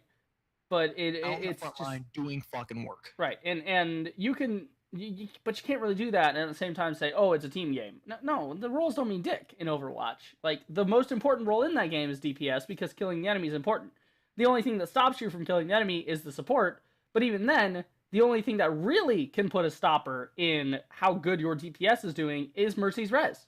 And that's the only reason they included that in the entire game, was we needed to put magic in our game somehow because we're nuts over magic. Rather than just doing real world shit, we're gonna make up some nanite, BS. Magic. Oh, it's magic. That fucking song. Also, is that, like, yeah, she has this new ability, but she should have had it before. Right. It would made using her a lot more fun. It would have been a lot easier. Right, but at the same time, instead of being able to, like, do other shit. Right, and now it's to a point where a new Mercy player is gonna have a problem. Like, new players to Overwatch now are gonna have a problem with the new Mercy because now it plays completely different from how Mercy was originally intended to play, which was hide behind the front line, keep the tank alive. That is your role. Stick to it. Makes sense. But now it's like, oh, well, do I use my ult now? Do I use my ult later? Do I use this? Do I do this now? Do I attack? Do I defend? Do I pull back? Do I, advance? Like, now it's going to be so... now is that with the ability to fly, there will no longer be the meta of farmers in the air. Yeah, now it'll just be Mercy. Stuff in the air. She's a strong, independent healer, and she don't need no DPS. Far Mercy in the air, where Mercy is now, instead of just being a fucking pocket healer, she can actually do more than just pocket heal. Right, which is wrong. The support should not be doing more than what the support is supposed to do. Like, come on. It was like... You say it's wrong, though, but, like, look at Zenyatta. Right. He's the only one that officially needs to be a pocket healer. Because he doesn't do that much damage, he's slow as hell. Yeah, but he does help with the debuffs. But that's the perfect kind of support. On his own, he can die very easily to any other character, but the debuff helps in team fights, and the healing helps to heal your teammates. That is what a support is for. A support is not supposed to be Symmetra running around, oh lol, I'm gonna hit you with a laser beam and kill you in 2 seconds. Sentries here and sentries here, yeah, annoying you. And then, and it's not supposed to be Lucio fucking booping off the map. That's all his boop is for, and it's so annoying. And then the fact that now you've got Mercy in on it now. Now Mercy is like, oh, well, we have to have DPS. We gotta force it in. If you're gonna go DPS route, why do you call them supports? Symmetra has never in her life been a support, quote unquote. She doesn't fucking heal. She only puts up shields. That's it. I mean, and I guess you could count that as support, but now that they removed the fact that you don't put actual shields on people anymore, you're not supporting Dick. Hang on. If we're talking about being support, why don't we just instead of making fucking Torbjorn like, oh, Torbjorn's a defense, like, no, he throws up shields. Why not make him a fucking defense? Or yeah, make him a because he can throw out shields. Support. Yeah, because he does. He actually supports harder than he actually supports harder than Symmetra does because he actually does less support. I don't give a shit. You can love her all you want. I don't give it. No. No. She's not a fucking support. If she just sits there in one little corner on a little chair waiting for her sentries to do job. Oh god. Okay. Oh god. Are you, ass, go to a sentry. Are you actually getting in a fucking fight with your sister right now about Symmetra? Well, she's your wife, and your wife is stupid. The fucking wife. Oh man, the waifu fight. All right, let's get out of this territory. That is some weird ass territory. My wife can break yours in half. Right. Okay, so off of Overwatch, the new updates. I'm excited for Junkertown, but I'd be more excited if they did more cinematics or just do an Overwatch TV show. That's what people want. People want an Overwatch show. That would be amazing. But see the bromance between Junkrat and Roadhog, just a bromance. Flourish. Just make the whole first season just following them, and then they run into somebody like Mei, and then it starts following her adventures, and then. Oh my god! I'm in the middle of a podcast right now. Oh god. Okay. Like fucking chat your commentary. Is she seriously still doing this with Symmetra? Oh my god. Chatting now. Oh god. Good god. All right. So I think it's official that we're gonna need to pull your sister in on the next podcast because that would be hilarious. That would be interesting. Me and her going on tangents about Overwatch. And I'm just sitting here in the corner like, fucking Jackass the best when it's all about Roadhog. Hey. No, that is not true. You know who is best? Doomfist. Doomfist is best. Doomfist is best. No, fuck Doomfist.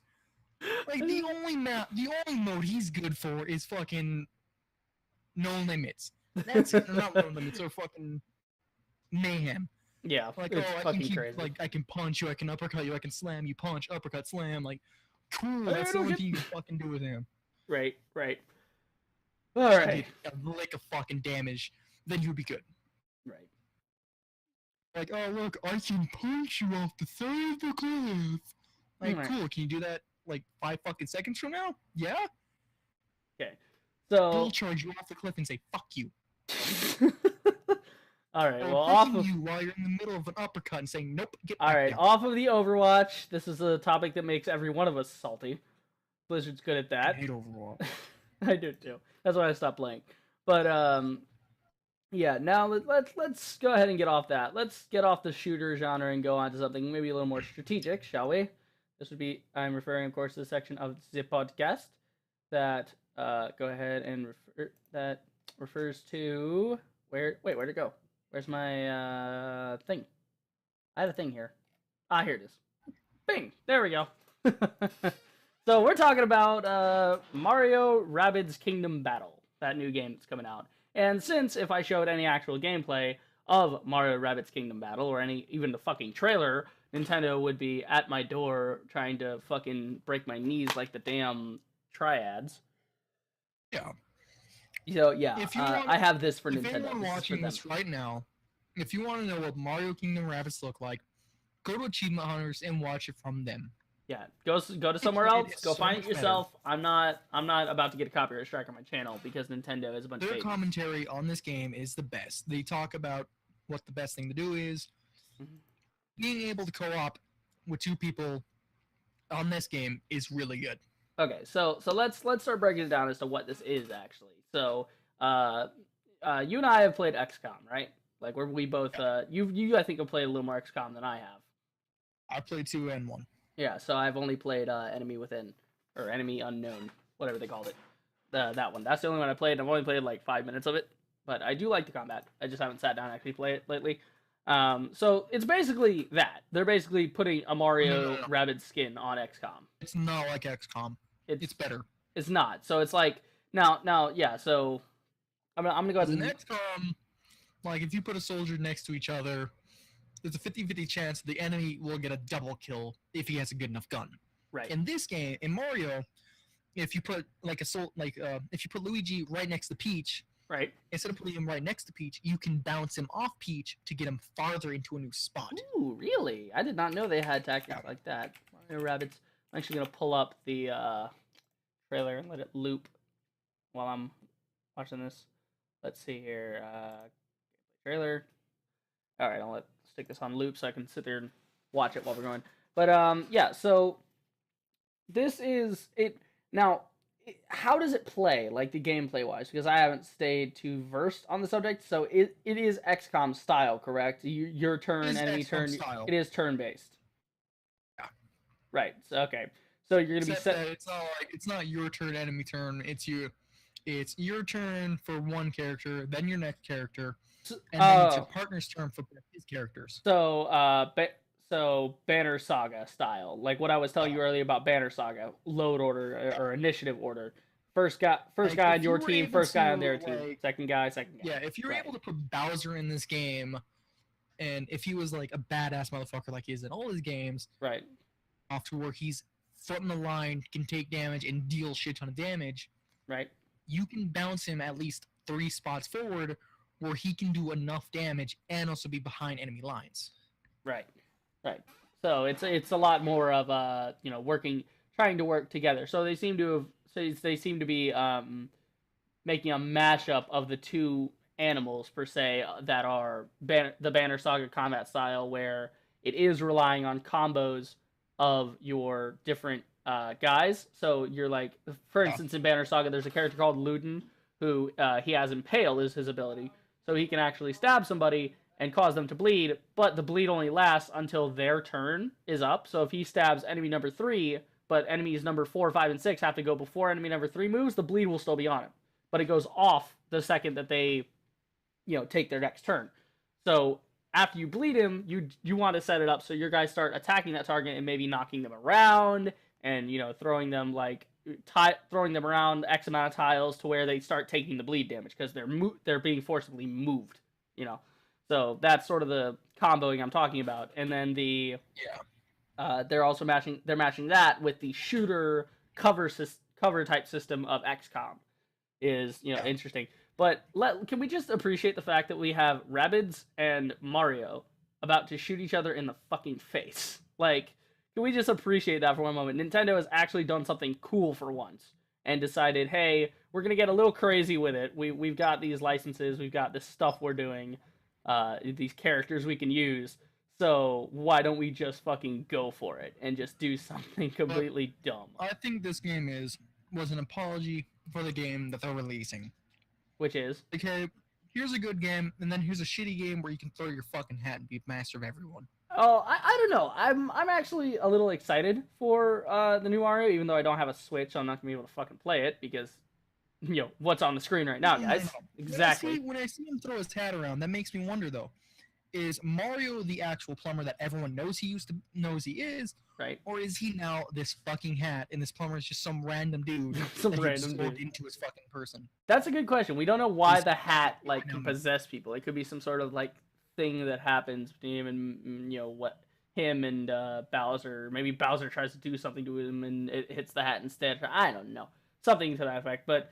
I think it would be kind of, let's say, it's going to be different, that's for sure. We haven't seen Mario in a really, like, we saw Mario in New York City, and then we saw Mario throw his hat onto a fucking T-Rex and possess it. Like, that's weird enough. That's weird enough to where you go, oh, it's not the same stupid platformer I played for the last 20-some-odd years. They've actually advanced it in some way. They've started changing things. They're reinventing it, which is they're not reinventing it. Yeah, I don't know. I don't know. I think it's a wait and see situation with with Mario but really you have to admit though, Rabbids and Mario are they're like, holy shit, we're gonna do this. This is actually something creative from Nintendo for once. Right now, that's their peak. Right. They're just You know, it's nice though to Reached see its them. peak, like Legend of Zelda reached its peak years Oh ago. God! And then they released Breath of the Wild. I mean, I still want to try it because it does look like a decent enough game. But at the same time, I think Nintendo's main problem is that everybody is too familiar with Nintendo shoving the same like three characters at people in a series over and over and over and over and over Obviously, and over and Breath over of the again. Wild, you're like, okay, now there's an actual reason why Link has to do all these challenges. Yeah, it makes sense. It's like, oh, I have to do this because of X, Y, and Z reason. There's purpose, right? Meanwhile, then you go to something like Mario and Rabbids, where it's like, oh, okay, that's great, but then it's not so great because this would be great. I would love to stream this. I would love to play this. They won't put it on PC. At least as of right now, all I know is that it's going to be on Switch, and that's all I've heard about it. And that's all I can ever think when Nintendo games come out is like, oh man, this game actually looks interesting. Sucks that they're extorting me for a whole fucking console for like one game that actually interests me. It's like, why? Why are you guys doing this? It's like just join the rest of the guys. Say, okay, we're gonna keep, like Mario. Like just keep Mario on, as a Nintendo exclusive or whatever, or a timed exclusive at I'd love least. to play Legend of Zelda on my fucking PlayStation, or if I had a PC, love to play it there. Exactly. You'd like to. You don't have. It's not like okay. It's not like you're saying okay. Well, I buy Xbox for Halo or I buy PlayStation for Uncharted. It's not. Those are wholly different series in themselves. Those are system sellers. It makes sense. Fucking Mario and Zelda and or Mario and Link and all these like characters you've had since the 80s. It's like no, this is not a system seller. This is not something that warrants buying a whole fucking console for, right? I It's think the like main this looks like reason something that why should be everywhere. the Switch right now was for Breath of the Wild and Mario Kart. Mario Kart. Yeah, the new Mario Kart, right? Right, or rather the updated Mario Kart. They just did a port. If I had a Switch, I would probably just be playing Breath of the Wild or Mario Kart because, like, Right. I grew up watching my sister play Legend of Zelda throughout my Ooh. entire childhood. And he was like, And "I want to die I that was much." envious of her. No, she never fucking died. Like, when she played this game, she was a fucking Oh, god at it. When well, I then saw your her, sister is better than me because when I loaded up on an emulator one day and I was like streaming it or playing it or something, it's just like nope, I fucking sucked at it. Like I got to the point where I was almost done with the game, and then I looked up all the bullshit I had to go through just to defeat Ganon, and I'm like, no, fuck that. I think the only game I played that I was able to do really good in was Hyrule Warriors. Yeah, yeah. I Game's like the not that aesthetic of hard, and Hyrule. plus, like, I'm playing off of my sister's already saved fucking profile Right. where she has like a fucking chain chomp battling ram hammer thing.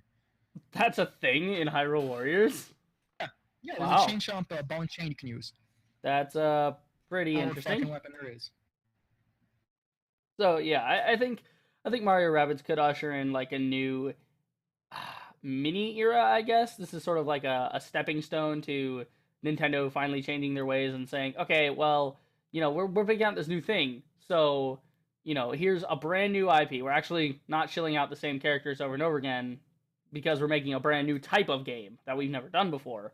But at the same time, they're trying to hold on to. I don't understand Nintendo Japan. I really don't. Like, Okay, let me why? throw in my 2 cents while you're Right. in that. As long as they don't throw in like a mixture between Mario and Sonic Unleashed.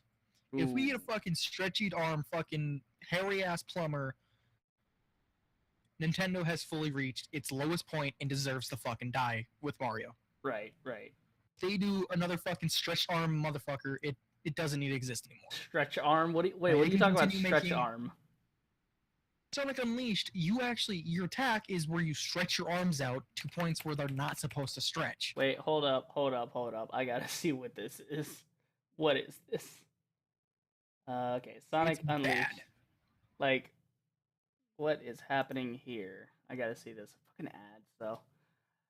But yeah, I did not know this was a thing that Sonic would actually like smack people around with his fucking hands, like straight rubber band bitch slap a man. I don't know.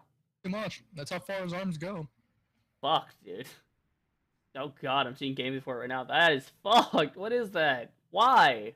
Why is that a thing? They did No. that for a fucking plumber. No. Sonic and Mario have died. Good The god. only thing that they'll have going for them right there and there would be if they do a game based on Bowser I think or continue with Legend of Zelda. yeah, I think it I think Sonic dying was actually a good thing. Now hear me out on this. Sonic dying, right? It died, and now they're bringing it back or trying to like do what the fans want with Sonic Mania. And it's not a game made by fans, but it's a game made for the fans, right? It's like the fans look at that and go, "Oh, that's Sonic. That's what I wanted. Thank you. That's what I will pay you for because this is worth paying for because this is the Sonic, not necessarily the nostalgia trip of Sonic of my childhood, but this is the mechanics I wanted. I want the platforming. I want the rings. I want the aesthetic. You know, I want the 2D platformer Sonic. That's all I want out of Sonic. I want You know, all this and more. I want X, Y, and Z, and I think if the producers of these games listen when they do listen to the consumer, then it's like, oh, we gave you exactly what you wanted, and you enjoyed it, and we got paid. Wow, who would have thought that that could be how business could work? Is that we Banjo and Kazooie, when they did Banjo Kazooie, Banjo Tooie, and they were supposed to make a third one, and they made Nuts and Bolts. Yeah, and then they What about that everyone wanted? They could have kept that franchise going, right, but no, they made Nuts and Bolts, and they just put the last nail in their coffin. right, and then when they tried to revive it, I don't know who it was that made Yooka-Laylee, which was supposed to be like a spiritual successor to Banjo Kazooie. But successor, but it's not trying to revive it. But at the same time, it wasn't even that. It wasn't even it was not even a spiritual successor. It was a clusterfuck of stupid decisions, like straight up design decisions in the gameplay. Like, why did you do this? This is shit. Like, you don't need to make it shit. Yooka-Laylee, like, it's not a spiritual successor, but it's something that is, it's showing off that the old one can never be as good as it was. Right. Thanks to Nuts and Bolts, they fucked up. Right. And now here comes Yooka-Laylee trying to replenish our faith in Banjo and Kazooie, trying to get us to go back to like saying, okay, Nuts and Bolts doesn't exist. Right. We still have these two great, awesome games. Right. It's like ignore this fuck up. Love to go back and play. It's kind of like when people talk about Sonic and then they I mean people like to make the joke about the fucking that edgelord Sonic, what do they call him? What was his name? The red and black one. Shadow. Shadow. That was it. They had Shadow Sonic. I remember playing that on the Dreamcast that had him in it. And it's like people like make that joke all the time, but can we please talk about Sonic Freeriders? That was a thing. That was a thing. Shadow wasn't an edgelord though. Right. Because he was just like Sonic, but he was created. Right, but people were mocking it like it was, you know, like it was trying to be edgier when it shouldn't be. But at the same time, then people like at the same time don't even like realize that Sonic Freeriders was a thing. It's like they don't talk about it. Like Sonic Freeriders was fucking atrocious. Like the game didn't even work half the time, and it was just a stupid. Give me a fucking second. Someone keeps fucking giggling, and you just get their input. Why don't you just bring them into the fucking podcast? Just bring them in. I'll give him Chuckles pickles. I still have those. I didn't delete my them. sister Chuckles pickles. Fuck those pickles. If you're gonna give her anything, give her the like Hyrule, the little banner they have. All right. So are we doing this? Am I bringing her in? Like, am I gonna waste all time? I'm sending her the fucking invite. God. I just have to fucking give her my little. Oh, because I was googling shit, going to get little Hyrule Warriors picture for her. Oh, don't worry about it. No, I'm not gonna worry about it until we like have confirmation of this. Not on like Chuckles fucking coming in here. That's off subject. That happened off podcast. We're not talking about that. Bunch of bullshit. Anyway, but yeah, I think Mario Rabbids could be fun. It looks like something that's gonna be a good party game. Like Nintendo's also known for that. They're known for like the party game. They're known for the family friendly. Mario Party 8. Like yeah, that was fun. Yeah, that was a good time. But I think something like this would be perfect for me and you because it's like you know, playing something like COD or Battlefield or Titanfall or you name it, other, you know, insert XYZ game here that is multiplayer that is not truly co-op.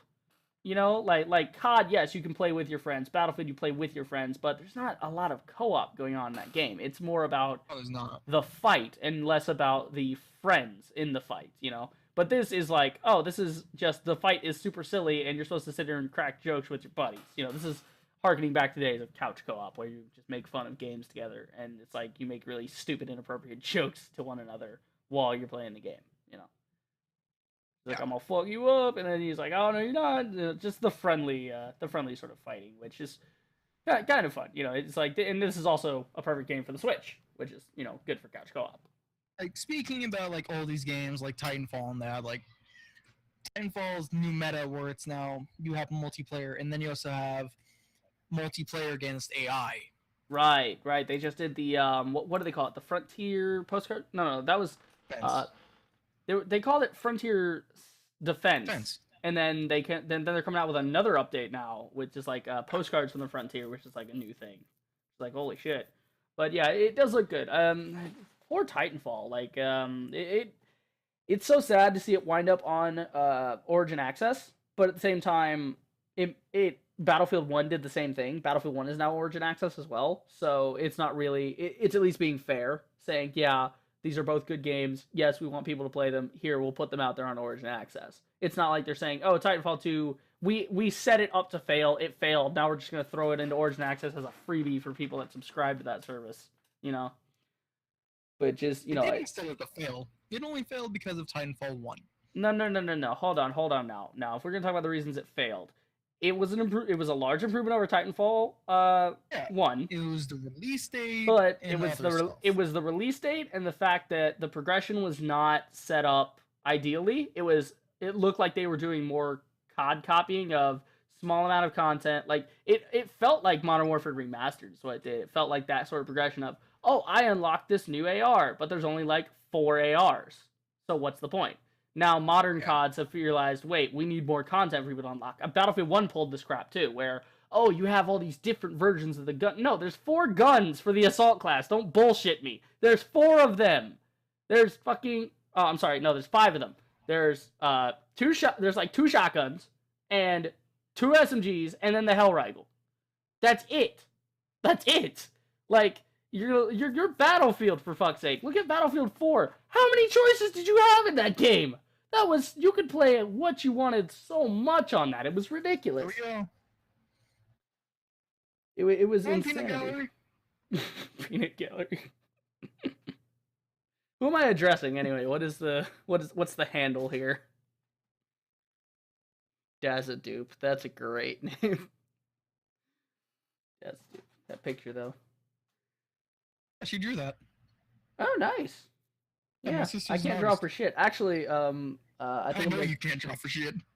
Oh, really? Have you seen my? Did you see my stream the other day when I was doing MS Paint? Wait, what are you sharing of mine? Sharing anything. What? Just commenting your profile. Yes, Oh, Come yes, on, because throw I in your can't. 2 I cents. can't draw for shit. I know you want to like debunk everything I said about Sonic and Shadow. Oh well, god. because you're wrong. He wasn't made to defeat Sonic. He was made way before Sonic was even born. Okay. He was an experiment by Dr. Eggman's grandfather, I believe. Right. Still an experiment. Don't make. Well, yeah, but he wasn't made to defeat Sonic, and he's totally an edgelord. He was still an experiment. Right. But not one that was made to defeat Sonic. Okay, but can we at least ask the question here as to why Shadow had guns? Because he's an edgelord. Like, there we go. That's what we're saying. It's like you know, why that would need to be a thing in Nintendo, you know? That was the whole conversation. Is like Nintendo making really weird choices for their series. It's like, he didn't need guns. He could have just been like he could have been like a Knuckles character, but like nunchucks or something, like a different type of weapon. Because they had the pink hedgehog. I forget her name. Was it Amy? Yeah, I was thinking it was Amy. But yeah, she has the hammer, and Knuckles has his Knuckles, and then Tails has the tails, and they each have their own unique thing. You'd think Shadow would have something to do with like, I don't know, dark energy or something, but it wasn't like that. They just said fuck it, give him a gun and let him be an edgelord, which was pretty Make him the stupid. first Reaper. They Yeah. were trying to appeal more to like the Call of Duty gamers. Exactly. Hardcore scene. Yeah, but at the same time, Yeah. Nintendo can't really do that because Nintendo's supposed to be the family friendly co-op guys, and at the same time, everybody wishes like Nintendo would grow up and like put things on their consoles that are grown-up games, and they're finally doing that with the Switch. They're starting to say, okay, we're gonna let third-party stuff in here that's actually not shit. If Nintendo wanted to grow up and be like hard, it's not really that hard now. It's not hard. No, you don't. They only have to. Just go in a stupid weapon and add a shit ton of boxes that might give you a chance to get new. Oh, God. weapons. Does it that wasn't mean- even a decision by Nintendo? It was Sega team because Shadow's on PlayStation and Xbox too. Right, So Nintendo had nothing to do with it. right, but then Just, let them make the game for their platform. right, but we were just talking in general about Nintendo for like like the Mario and the Switch and the exclusives and all that, holding on to Zelda and Mario and saying no, this is mine, you can't have it. If you want this, you have to pay me. You have to pay all of this money for this one thing that I think that I'm gonna say is a system seller by pure extortion and not through actually making it a system seller. Like not justifying like the $300 price range of the Switch. It's like the Switch is $300. Then you got $60 for the game, $70 for the controller because you're gonna want a proper controller, and then then just same. Can we all just agree? Thank God we don't have Shadow Unleashed. Because no one needs another fucking hedgehog that has arms like a fucking noodle. Right? They're not going to make another Unleashed because the first one did terrible. Yeah, it did. I don't make That anything was like a that. terrible thing. I didn't even know it did so terrible. I didn't even know about it, and I used to play a shit ton of Sonic, and I didn't even know that was a thing. Like that must have come out when I stopped Bad. doing Sonic. Cause fuck. All right, enough bashing on Nintendo. I think we've covered basically all the games. Actually, speaking of games that are doing poorly, you brought up Titanfall 2, right? Games that are good but have done poorly. Let's talk a little bit about Lawbreakers and how that game is kind of getting. I mean, they're getting screwed over, but by themselves because they didn't, really set themselves up correctly. When I first saw like announcements of Lawbreakers, I saw like the Okay, wait. Hold on. introducing Hold the on. dude. Happy. Hold on. Before we go any further, how close are you two? Fucking close. You might want to spread out a bit because we're getting an echo. Right now, if I decide to throw something, I could just toss it and hit her on the shoulder.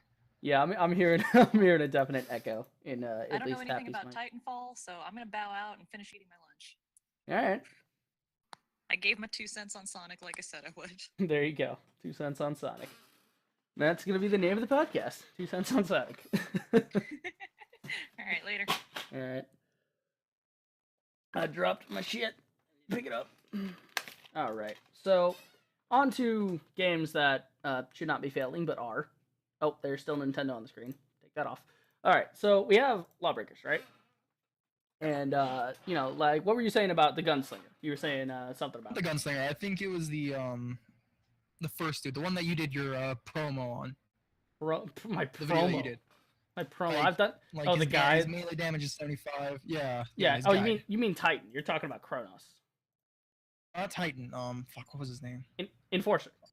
Yeah, the enforcer dude. Right. The Enforcer guy. Like Just when hit the I guy with first the saw installer. him, like Yeah. I heard that, like when it first came out, the Badger was supposed to be up close and personal, Right. insta kill. Yeah. And then I That. saw like your gameplay of it, if it was you or not, No. where like this dude's like That up was- close and personal, and he's taking like 3 fucking shots just to try to damage this one dude, Right. and they're all hitting. But it's yeah. Like no, like what happened? Why did it change from like Well, up that- close and personal Badger one shot kills anyone, turns him into fucking jelly? Well, that's also that's also stuff where people are probably talking about stuff from the alpha, and they changed it because of balance reasons. And here's the problem with Lawbreakers. It's a great game. It plays well. It is not like they fixed they've nailed it down to where the release had very few bugs in it, most of which were visual only. And then the problem it runs into though is the fact that their PR department didn't do its job at all. They didn't do their job properly. And whoever at Bosky, if Bosky is listening, they need to fire their PR guy. I've said this multiple times in their Discord. I've said it. I'll say it till I'm blue in the face. Is Lawbreakers is failing right now because their PR department did not advertise it enough pre-release. Post-release, they're throwing trailers up and they're talking to the community. They've always talked to the community, right? Which is great. On the Facebook and in the Discord, they're always active, which is great. One problem. You have to get somebody interested in the fucking game first to actually be on those things, to be on the Facebook, to be on the Discord, you know? And then you can interact. The only with thing them. I saw from the post-released was that one GIF that or not one GIF, but that one short of where fucking Dreads with rocket launcher and robot dude were stealing like this ball that smiles and shit. And that's the Blitz ball, and it's Kronos and Nash, and the great thing is fucking Nash, like, this game is funny as shit because the voice lines, like, there's a robot in here, Nash, right, the guy in the trailer, who they hijacked him in the lore. The lore in here is actually way better than Overwatch even. Like, it's fucking great the way they set it up. It's not a lot of lore, but the lore bits you do get are just awesome. They lead to so much great speculation. And the robot, they kidnapped it, or they stole it basically because it had been sent to be decommissioned, I guess. And excuse me. And the breakers had stolen it and turned it into their robot, right, and reprogrammed it. And they reprogrammed it instead of saying, you know, all of the standard canned responses like Chappie units or combat, you know, like police robots do, right? Like the affirmative and this, that, and the other. Like, you know, like that sort of canned responses and limited responses of like affirmative, yes, no. They gave him a personality, and they, you know, replaced all of his voice lines with 20th century movie references. It's in the lore. It's canon. Like, what game can you say is canon where a robot's voice lines got reprogrammed to be 20th century movie lines? And it's fucking hilarious. But no, there's this game, unfortunately, it's a great game, but the reason it's dying is because, not because arena shooters are dead, not because it's too hard to play and it's not casual friendly enough. No, this game's actually rather easy to play, but, you know, the reason is, number one, the PR, right? The PR failed. Their campaigning was not nearly as aggressive enough. There should have been a new Lawbreakers trailer every week. You know, they should have been like, hey, we're a thing, come to us.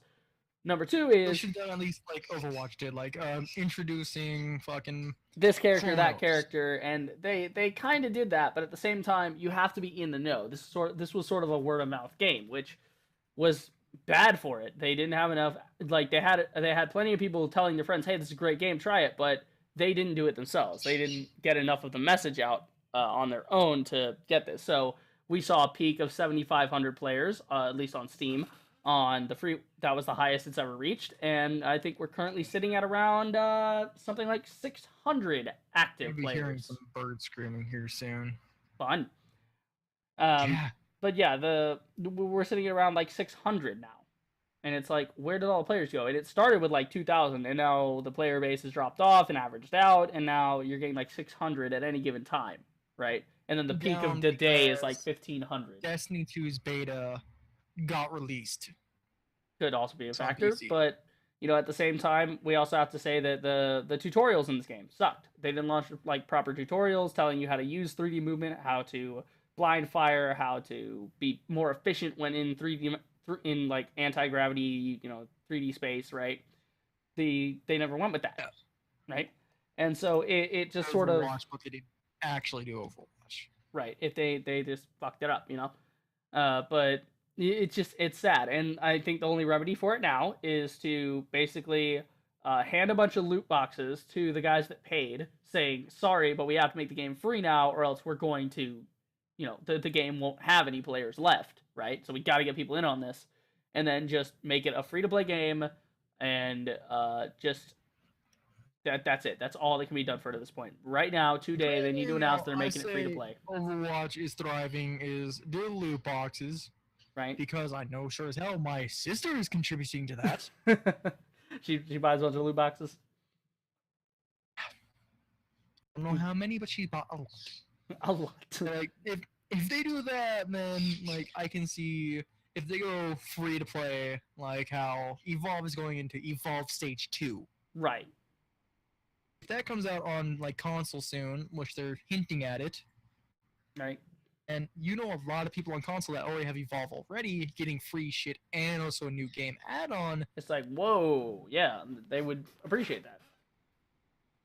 On here that have already said like they would cream their pants if they got Evolve Stage 2. Right. And but then you have the hurdles of Sony. FYI to anyone out there, I'm talking about women players, not male. The male players I have are all excited about COD. Of course. COD World War II is supposed to be so great. Speaking of COD World War II, it's off the fucking Lawbreakers great. thing, let's segue right into the COD World War II beta, shall we? Shall we do this? Shall this be a thing we do? Travesty. The travesty it is, yes. Okay, I can so see World War II, like the campaign. Yes, it's gonna be lore friendly. It's gonna only have male warriors and stuff. But like in World War II, there weren't that many female warriors. There were Right. a few on battleships. So- and stuff. so They rather weren't than talk actually about- on the front lines, So let me get this straight. So rather than talk about the gameplay or the aesthetic to start, where you're gonna go straight into the controversy. I'm going straight to the fucking. I'm going straight for the fucking jugular. Straight to the Because jugular. the only fucking nation that had was Russia, and their soldiers were mainly snipers. Right. They had but they did have the Russian America- night witches. Yeah, Right. like America, they didn't have any fucking. They didn't fucking believe in equalism between men and women during Oh World yeah, War no, II. fuck no. Because the men in World War II were all afraid because a woman can Right. outshoot them with a fucking sniper. Like, Thanks to Russia. No, yeah. I think people are blowing that out of proportion. Comps, like in where I used to live. Like Yeah. yes, I've been outgunned by a sniper or two by an assault rifle, but as long as the person knows how to use the weapon, it's good. It's good. It's fine. It's whatevs. But I think the problem that people are having is not that necessarily these changes are being made, but the fact that they're trying to find something to hate God about, and they're finding it in the fact that, oh, there's gonna be black females, old blah blah blah. Who the fuck cares? I don't It's care, COD. like, It's COD. Relax. female, then cool. Like, yeah, that's cool. But at least add one into the multiplayer. Like, this is a COD game. It doesn't need to be straight on the books. Like, oh, this is World War II. Right. Right. There were no females in the war. Like, Right. bullshit. It's like, relax, guys. Calm the fuck down. There were The no Russian Night females Witches in could the be a war. faction in themselves. Like they have the divisions, right? They have the airborne and the they have the airborne, the expeditionary, the this, the that. They have like 6 different guys, and I actually like the style. So let's talk Like, about if you look the at like if you look at Hitler and the SS, like he had some female soldiers. If you look at like Stalin and all his military, he had female soldiers and the Night Witches. right. If you look at Japan, they had some female fighter pilots and some female workers on the boats. Right. You look at any other country, and then you look at America, where it's like, no, I'm a man. I'm gonna stroke my cock and I'm gonna walk down the street with my M16 and shit. Like no. My M16, even though the M16 hasn't been invented yet. There you go. Well, M4, M14, M1 Grand. Yeah, there you go. I was waiting for it. I was If you go want- back, if you go want back to a few shot decades. M1 Grand, it is the best rifle out there. Right. Right. I'm not I have, talking about in-game M1 Grands. Like I mean full Proper M1 yeah. Grand, where you have to raise the clip have- and you just hear that ping.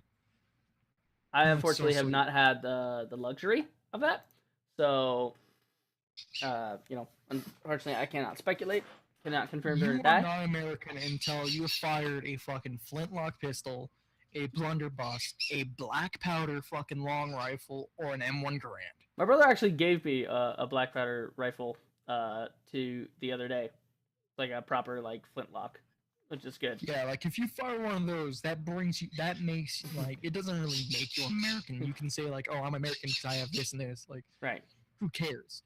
but But, it's like going back to it like puts- the game, like okay, I can see like, yes, America didn't have female soldiers on the books, but there were some in the fight. right. Now I think that's kind of like just the immaturity of the COD community, or the people that are, or rather the vocal minority, I guess, because it's COD, it's gonna sell. People like saying, "Oh, it Well, didn't yeah, have it's this and gonna that." It's sell, like but what I this don't is get is literally like, the same thing as Battlefield One. Like, and I was one of the loudest voices in Battlefield One. Was like they did not have submachine guns. They did not have this, that, and the other thing. They didn't have these fucking, magical things come out of nowhere that didn't fucking exist. The Hellrifle never saw combat. It was a prototype only, and they abandoned the design once they had better designs after the war.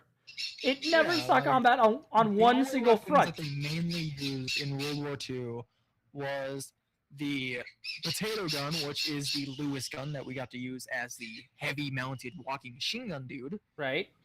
flamethrower, and bolt action rifles. Right, right, There right, were right. so many bolt action rifles. There was ones with like sawed off as short nose, some with even the Yeah. buttstock. They, And they had most of the options, guns sawed off as which is pistols. yeah, they had options, and they chose not to go with those options and just make the game more fun. They focused They on fun and had not immersion, just which was shit. rifles. That's all they had. Still a good game. Like they had like like uh the Martini Henry. Yeah. Now they have the new one with the sniper ability on it. Yeah, like, that- no, they never had that. Yeah, it's like The that, weapon and it was the that arc eliminates the sights, whole and that point. weapon was mainly designed to either, if you're good enough, shoot down a plane, shoot holes in a blimp, or take out the spotting Right. blimps. Well, I think, going back to COD, like let's get off the controversy here, because we could be here for 3 days talking about stupid people saying stupid shit online, and just hating Like, for if no we're going back reason. to COD, there's a lot of weapons in World War II that COD is showing right now, that weren't until late in the date. Right, but then again, they're saying probably the game is, they're all, but they're they're saying also the game is earlier though. yeah. Well, it depends on the year they said it in, like what time, because if they are showing like certain, there are scenes in this you've seen, I'm watching these trailers that are showing swastika banners hanging on like courthouses inside of cities and shit. And it's like, okay, if they kind of try to pull a EA and Dice, and they try to say, okay, well, technically it's way at the end of the war, so these things could be these things were invented by that point, so we can put this in, and kind of not necessarily breaking immersion, but bending it just a little bit, trying to kind of bend it just enough to where they can get away with it, like a technicality squeaking by under the rug. They're already bending it when I saw people play the beta, and they're using fucking mounted machine guns from aircraft as people carrying them around. Yeah, that would That's not be impossible possible. because Yeah. like I saw someone carrying around like this big ass machine gun with a big fucking drum on the side of it walking forward. Like, no, that never happened. Yeah, The I only mean, two guns you saw were able to be carried was the MG42, the Lewis gun, and the fucking Browning machine, or not the Browning machine gun, but the fucking Browning automatic rifle, yeah, the BAR, not the bar, but the there's a 50 cal. 50 cal. It was fuck, what was it? Where are you talking about It was the? so- Fuck, I'm starting to think when of you're one. riding on the tank and like your tanks get attacked and there's this machine gun on the Yeah, top that they tell yeah, you the to 50 flip cal. off and carry. Yeah, it's just a 50 cal. That's just what It's it that is. one. Just a There 50 was caliber just machine gun. 3 LMGs that you were authorized to carry Right. in World War II. Makes sense, but then we One go. of them you had to actually steal from your enemy, and that was the MG42. Right. But as for gameplay, I would say they're not going too crazy with it, with the aesthetic and everything, and trying to say, oh, this was here, that was there. But hold on now, hold your bullshit, hold your bullshit. Bullshit. Okay, hold your bullshit. I'm They use speaking. bullshit when I fucking tell you what they've done. All right. Well, so from the looks of the actual gameplay, it does look interesting. It's, for lack of a better word, it looks like COD. It looks like it's gonna play well, but they are making interesting improvements to the game, right? So, such as like the bayonet melee attack, which is a interesting change. And then they have the new war mode, which looks like it's gonna add more objective play to COD, which COD is. No, in World War II, you were still authorized to have a bayonet on your weapon, but that was mainly for people with, like, but will you let me finish? Gs or Okay, shotguns. if we're gonna start just picking saying. apart what's real and not, how about the fact that in the war mode your dude repairs the bridge, and instead of like having an animation for the boards getting laid out one at a time, the fucking thing's just like roll the thing out. It like spawns out nowhere, the barrels and shit start popping up. If we want to go about immersion breaking, that's immersion breaking. I'm just. What about when a bomber drops a bomb and you're able to guide it into a target where it's like, Yeah, I'm gonna drop that's a bomb at this point, but there's a that's- target over here at a spawn that just spawned in.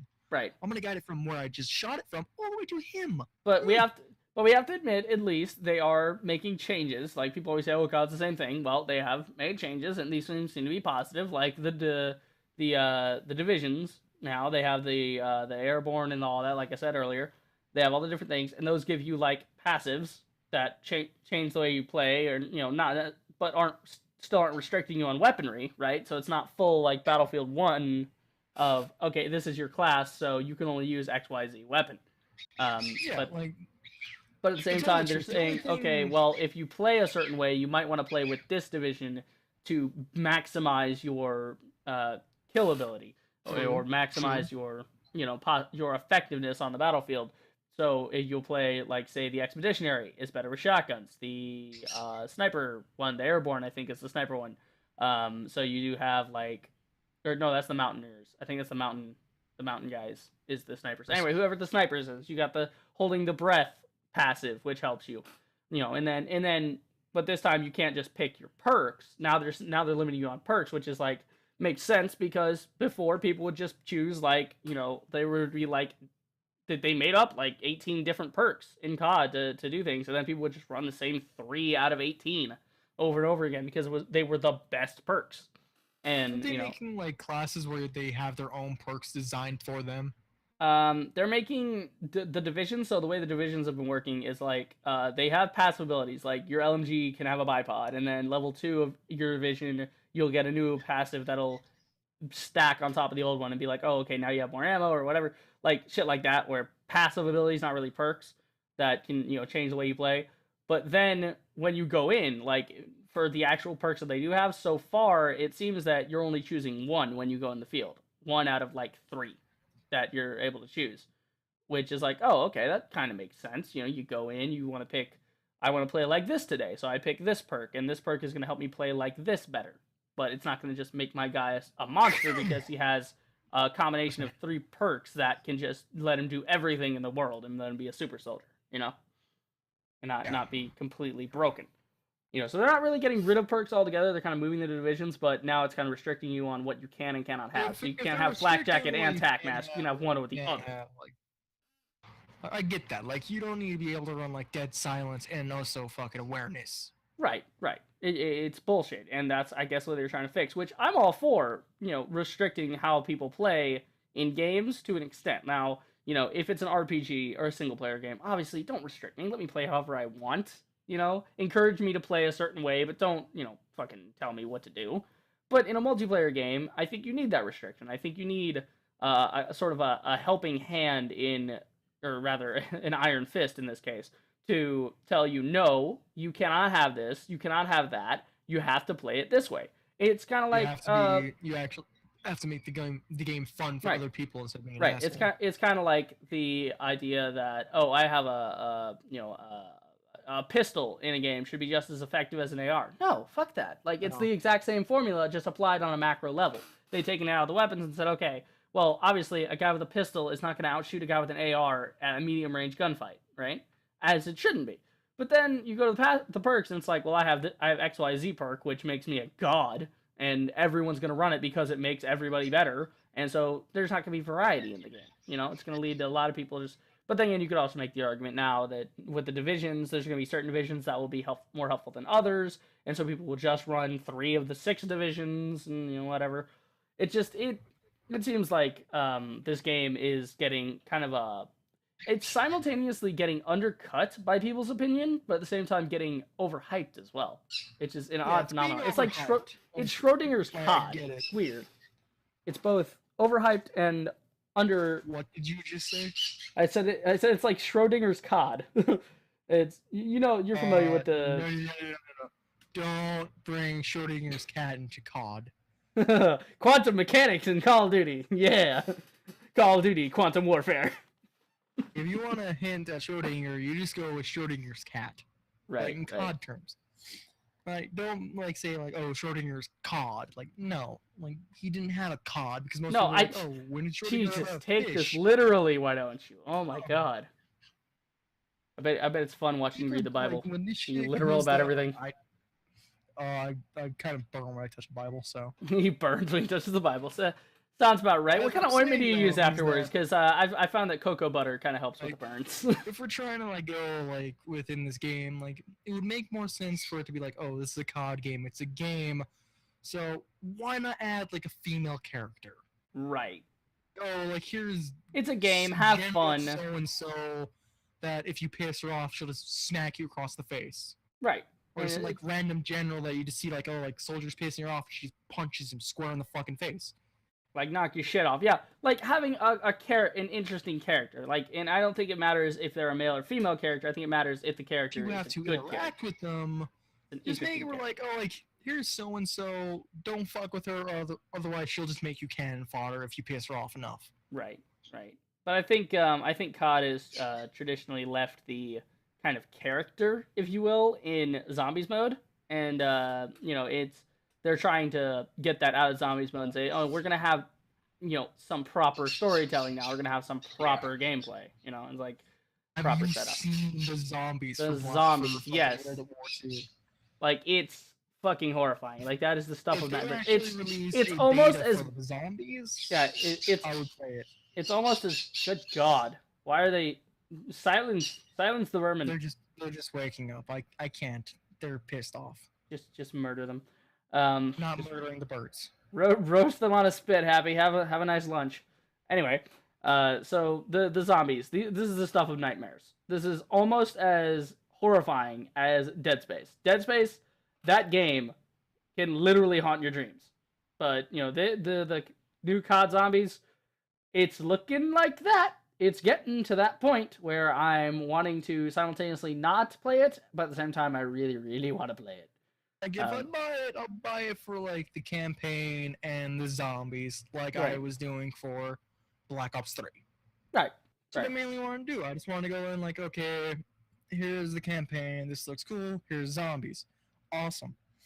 Right. But this If is we're also going for like stuff I just bought for like campaign and like other add-ons, like Infinite Warfare. I bought for the campaign and for the multiplayer because I don't want to fucking see zombies flying around. yeah, flying zombies. But And they Black also Ops handled 3 that was very well, like- though. They figured out a way they could do zombies without making it ridiculous, like Advanced Warfare did. Advanced Warfare did weird zombies. Advanced Warfare did a lot of things that were weird. Where it goes back to like, okay, here's these 3 guys from World at War going on and on. And it's like, Yeah. okay, here we are. Here's the Brotherhood back together again. But where's the dolphin dive? Where's the stuff we're used to seeing these guys do? Right. Oh, they're sliding now. What yeah, the it's, fuck? it's like the fuck is this?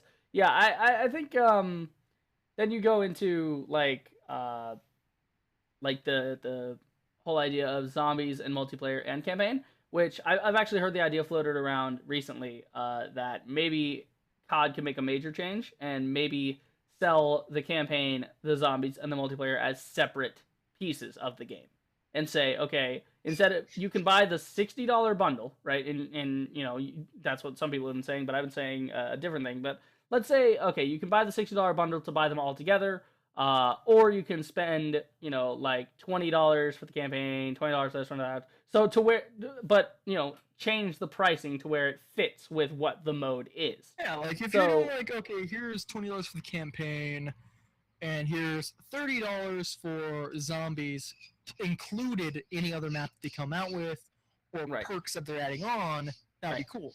I think 'Cause that would be worth Yeah. 60, like $50. I think if you say, okay, here's and CODs are known to be short, right? They're known to be short campaigns, not overwhelmingly amazing tales that have high replayability. So maybe you say, okay, here's the campaign for 15. Here's the multiplayer for 30 because you're going to get a lot more hours out of that, right? So inherently it should be basically double the price because it's basically double the content because you're going to spend at least twice as much time in multiplayer as you are in campaign. And then, or at least the average person would. And then you go to zombies and say, okay, well, this is kind of like multiplayer, but it's also kind of like campaign where it's repetitive. So we'll maybe call this $20, or something like that. So make it basically what I'm saying is make it so priced that it goes over the $60 if bought separately, or make it to where it adds up to $60 separately, and then push it as a $50 bundle and say, look, you can buy the stuff separately, but if you want the whole experience all at once, you can pay $50 and pay less in the long run, right? Because people love bundles. Good God, people love to bundle shit. Like for Black Ops 3 when they released its beta, that was cool. Like, yeah, that was like the first beta we got ever since World at War. Right. Where we can actually try before you buy and be like, oh, this is what it's like. Okay, so I don't want to be anywhere near this, or I'm really excited. I want more of this. They didn't release a full multiplayer. They did like Destiny was doing. Right. Like they released multiplayer and campaign. Right. Play like they made up a campaign for the multiplayer so you can play. I'm sorry. What were we talking about? They released a separate gameplay for them, so they don't have to just worry about playing multiplayer. Well, for who? For what game? War, Call of Duty, World at War. There we go. Because your mic was cutting out saying World at War. Weird. But yeah, World at War. Yeah. Okay. Here we go with this. Black Ops 3, they did it where it was like, okay, here's just the multiplayer. Cool.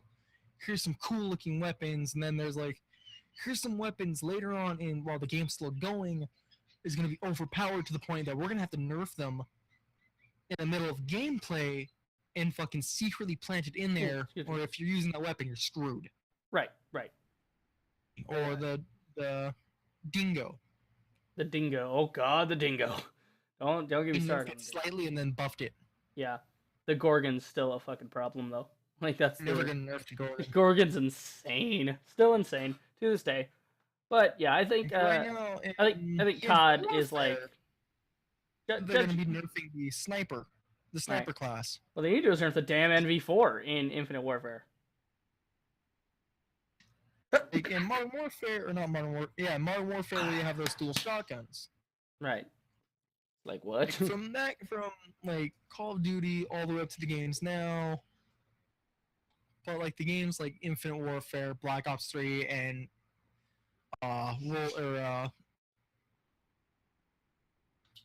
games are so bad. It's just I don't want to even think about them. Right.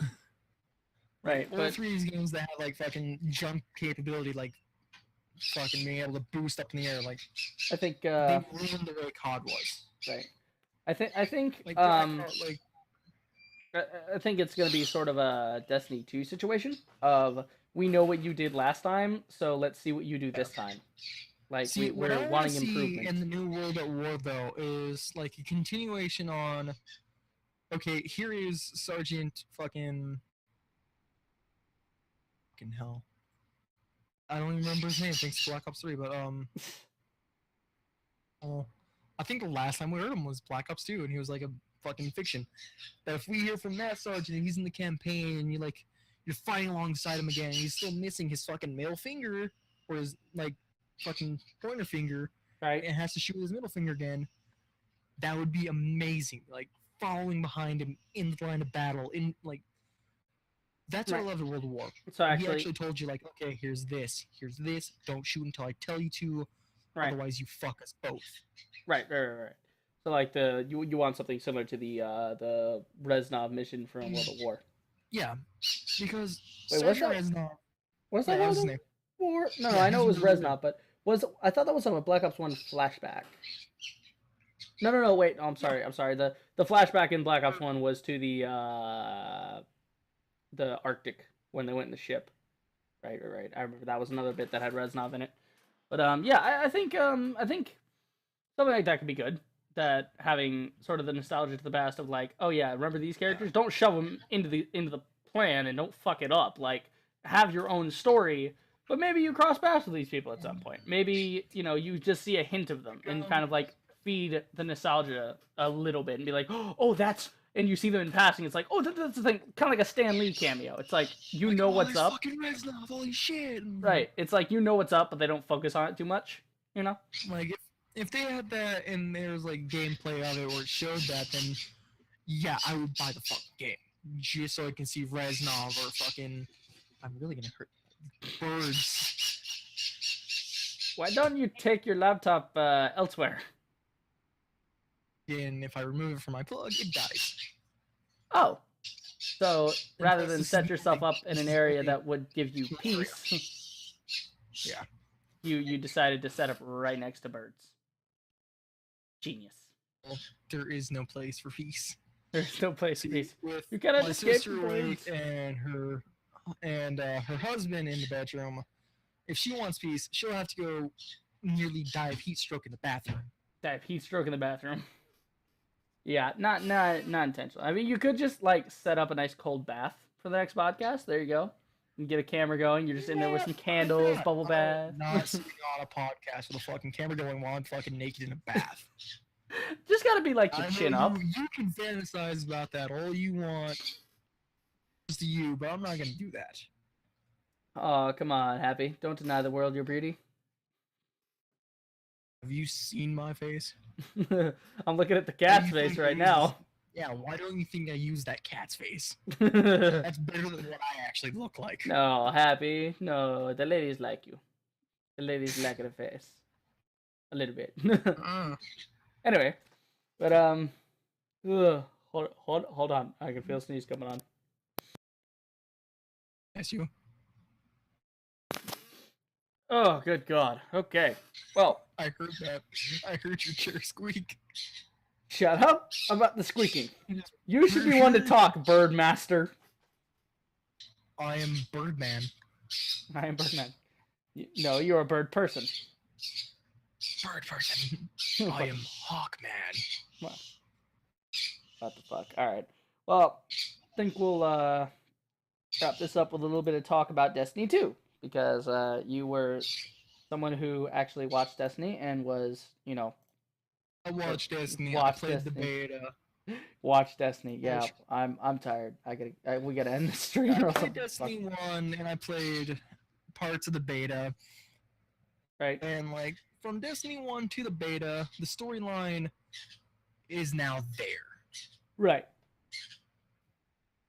So Seems to be now, open world for all you console users out there that are only bitching because you're getting 30 frames a second. If you've played the beta, 30 frames a second, the beta still looked like it was running at 60 frames. right, you can give the illusion of steady. Like when frames are steady, I don't think people are It's not as noticeable that you have lesser frames.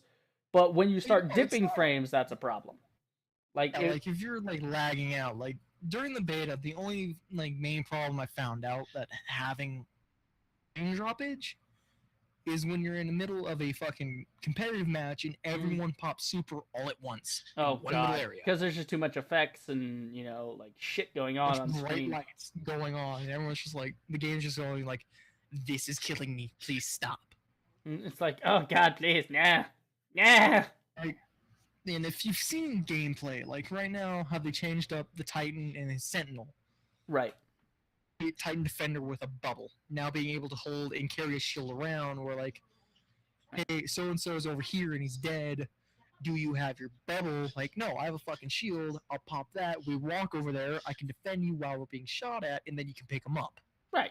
And that's pretty good. That's I think that as long as they nail the lore in the Destiny 2 like With in how the they're game. saying like, okay, the speaker has now been, or not the speaker is now captured, Right. and the Traveler has been destroyed finally. Right. Has it now? Now that I think was like a big lore plot hole in the last one, wasn't it? That like the traveler's right there. Why don't they just fucking shoot it? Like it's right there. Do they not have missiles or something? You know, it's like why don't they just attack it now? It's right there. Like when if you look at the Traveler from when they first released it to now, like there's so much more design onto the Traveler, like bits and pieces from where it looked like in the first beginning, where there's like a little bit of rebar fall, like a little bit of pieces from him falling off into the city. Right. Like that's a lot bigger now. He looks like he's decaying slowly and stuff, like Right. It makes a dying rock would do. Right. It makes sense.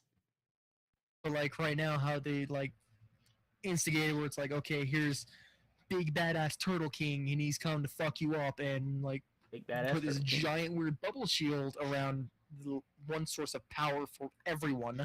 Right. Later on, you find out that that source of power has been cracked open. Nothing inside. Oh, like the Traveler, like I know a lot of people are gonna like get mad at me for saying this, but when Destiny first started, I decided to say, "Fuck the Speaker and fuck the Traveler." They should have died right as we found out Oda's end was happening. Right. Right. Should have came out and like, okay, here's this badass space ghost that wants to take over the world, take over everything. Why not have his men come and attack the city and like just say, okay, giant floating decaying rock, bring it down. Give you a reason to be fighting the enemies as much as you Yeah. are, like a reason for the grind. I think that's one reason I didn't like Destiny was the grind rewarded you with basically dick, and the story was not engaging enough for me to want to continue. I was like, where's my lore? Where's my hour- story? Yeah, like an hour of grinding in Destiny is like a half an hour grinding in Borderlands. Right, but at least in Borderlands, when you're grinding in Borderlands, you're facing enemies who are different. You're on quests that are different. You're doing things that are different. I mean, we can't go comparing basically any RPG to things like Borderlands plus, or Witcher like, 3 because it's like you Destiny can't. 2, right now, they're saying that there's going to be like secret cache spots you can go to. Where did they get that idea from? Borderlands? So what? Wait, what is it? Like what are these caches? I haven't. That's the first I've heard of it. It's like a miniature raid / strike. You're Right. able to go down into a cave, you'll find this boss at the end, and you'll defeat him, and they'll pop a chest. You Huh. have a 50/50 chance of pulling out good gear, bad gear, or even an exotic if you get lucky enough. It's Like right now in the That's fun. game, if you get to like, they're gonna start dropping for this game for exotics. They're gonna start dropping them at level 15 now. right. Destiny, when they first came out, you had to wait until you were level 20, already Wow. had high enough gear, and they would drop it for you then. Right. But then there comes the problem of I want an exotic, but then I'm gonna have to run the same raid like 1,000 times because this is the only source of it. Are we gonna have, are they gonna implement like a marketplace or like a quest system where it's like, here is a mission, go do the mission. I will then give you the reward for the mission, as Yeah, they're gonna every do other that. RPG does. But the only problem is there is going to be some weapons in the raid. Yeah, you're cool looking up shit that were like, yes, there's some weapons in the raid that you only have to do the raid for. Right. There's armor, weapons, and stuff like look, I've done this in the raid. I earned this amount. Like I have like so and so's head on my fucking shoulder. That's cool. Right. This is There you're we getting go, but actual if they change rewards. it up, like here's like normal mode where there's these certain bosses. Yeah, you're cool looking up blanket. Or you have these. But licking bosses my where, blanket, the scourge of 5 worlds. but like if you have like turtle dude with fucking minigun as your first boss, Right. in your second run through, instead of having like fucking a minigun, dude, quit licking my blanket. Or you have like a guy with like a plasma cannon. Right. You have like a dude with a shield. Like if Right. they changed up the bosses, So that'd be if fun. if they do that, if they have dynamic bosses that maybe the story bosses could be set a certain way, so it's like a certain Yeah, like we always like that we way you found know out what that you're they're getting adding into. A new boss. Yeah. Like we found out that there's a new boss instead of just Goal that we're Mhm. fighting. That people are hinting at his name that no one knows if it's true or not. Like, and he looks like a fucked up. So if you look at the new release trailer now, you can see him. You know where the speaker is. He's been captured, Right. which sad to say, I actually wished he was dead because no one wants to hear from him ever Like, again. 'Cause he doesn't do shit. I could tell you the great battles. I could tell you this. I could tell you. Tell me the stories, damn it! Give me flashbacks. I want to see cool shit I happen. could tell you this and just like, were you there? Maybe. I heard it from Why are you Fred. telling me this? It was like, Heard it from Tim. Who's Tim? who's Tim? Tim's dead. Yeah, Tim's been dead. I could tell you of his funeral. Who told you? Did you go to the funeral? No, Fred told me. But he's dead too. Who's I could Fred? tell you of Fred's funeral. Did you go? Actually, I went to that one. It was actually really nice reception. And we had But, like, wine and like- cheese afterwards. It was great. Oh I see god, that alright. now is that there's progression in the Vex. The Vex, Like right? how in Destiny 1 you have like the regular looking Vex. You've seen the Vex, right? Right. Those are the guys from the moon, right? The which ones? I'm trying to think now. Hold on, I'm gonna Google this so I So can mention in my robots. head. Destiny Vex.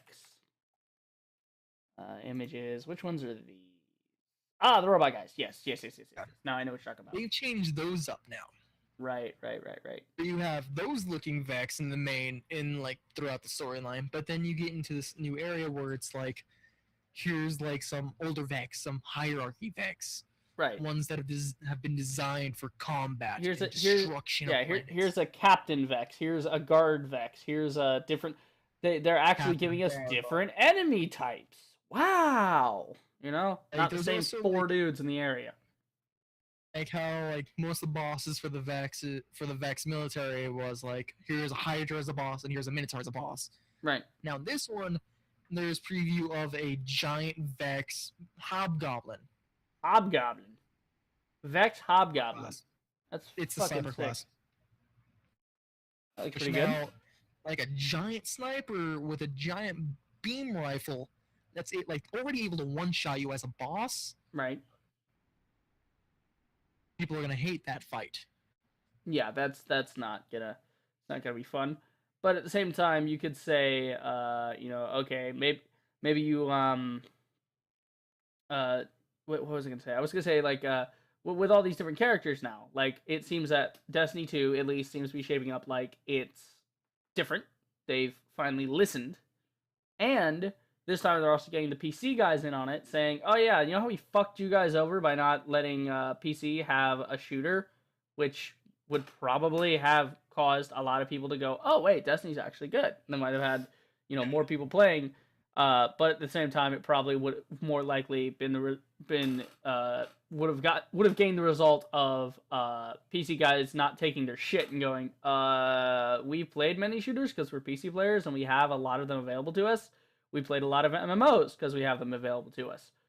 This is bullshit. Well, yeah, but what I'm excited for is when the game fully drops. I'm Right. gonna have a certain time limit to play it because once the game drops and then Shadows of War drops, Oh god. any other game out there doesn't exist to me anymore. Like you're just gonna be in your room with like I'm gonna be fucking for Like, I'm 4 gonna be sitting days. there fucking, well, not 4 days, but I'm gonna be sitting there watching this mayhem that I'm gonna be able to create with my own bare hands of Right. watching like soldiers that I've made friends with or soldiers that are in my military that I fucking hate. I can watch them go out and die for me. Right. Just like, you know what? You made a snarky comment to me in the last battle. I'm gonna fucking get you killed now. Fuck you. Like, I love that idea. Oh, you're mad because I made fucking this dude that like helped me out in the battle, fucking clan leader of this place. Like, fuck You you. didn't I do am in charge, shit. damn it. Well, guess what? You're gonna be my front lines dude. Like, I know you're not gonna be able to break down this door, but you're fucking going at it.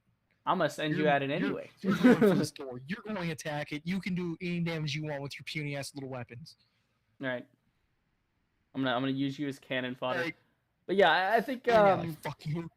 I think I'm really Destiny's excited for shaping up. Destiny 2. yeah, I am too. It's because I I think wanna me more see- than you, because I think you're excited because it's actually going to continue, and you being someone who pushed themselves excited. through Destiny and decided to stick with it are going to, No, you know, what I'm excited about is that we finally get to fight the Cabal. right. The one thing that everyone wanted to fight in Destiny Right. 1. But here's the thing: is I think I might appreciate this a little more than you because while you played Destiny, yeah, but you stuck with Destiny, whereas I haven't. So this is basically going to be my Destiny 1. This is basically going to be what Destiny was supposed to be, and hopefully it'll draw people like me into it and say, "Oh yeah, we fucked up last time. For all of you old guys that tried to play it and couldn't get into it, here we made these changes that make it fucking better." And it's not just, you know, a fucking farming and grinding everywhere. Like, here's an actual game that we intended Here is on. an actual storyline. Here is an actual quest. Here is the actual reward. Here is actual progression. Here are, you know, and here's things you can do in this game. Oh, you're done with grinding? Okay, well, go play the Crucible. The Crucible's actually going to be good this time around and not getting fucking killed by the one-shot charge rifle. Like, dude, the amount of one-shot, like, Here's in, one.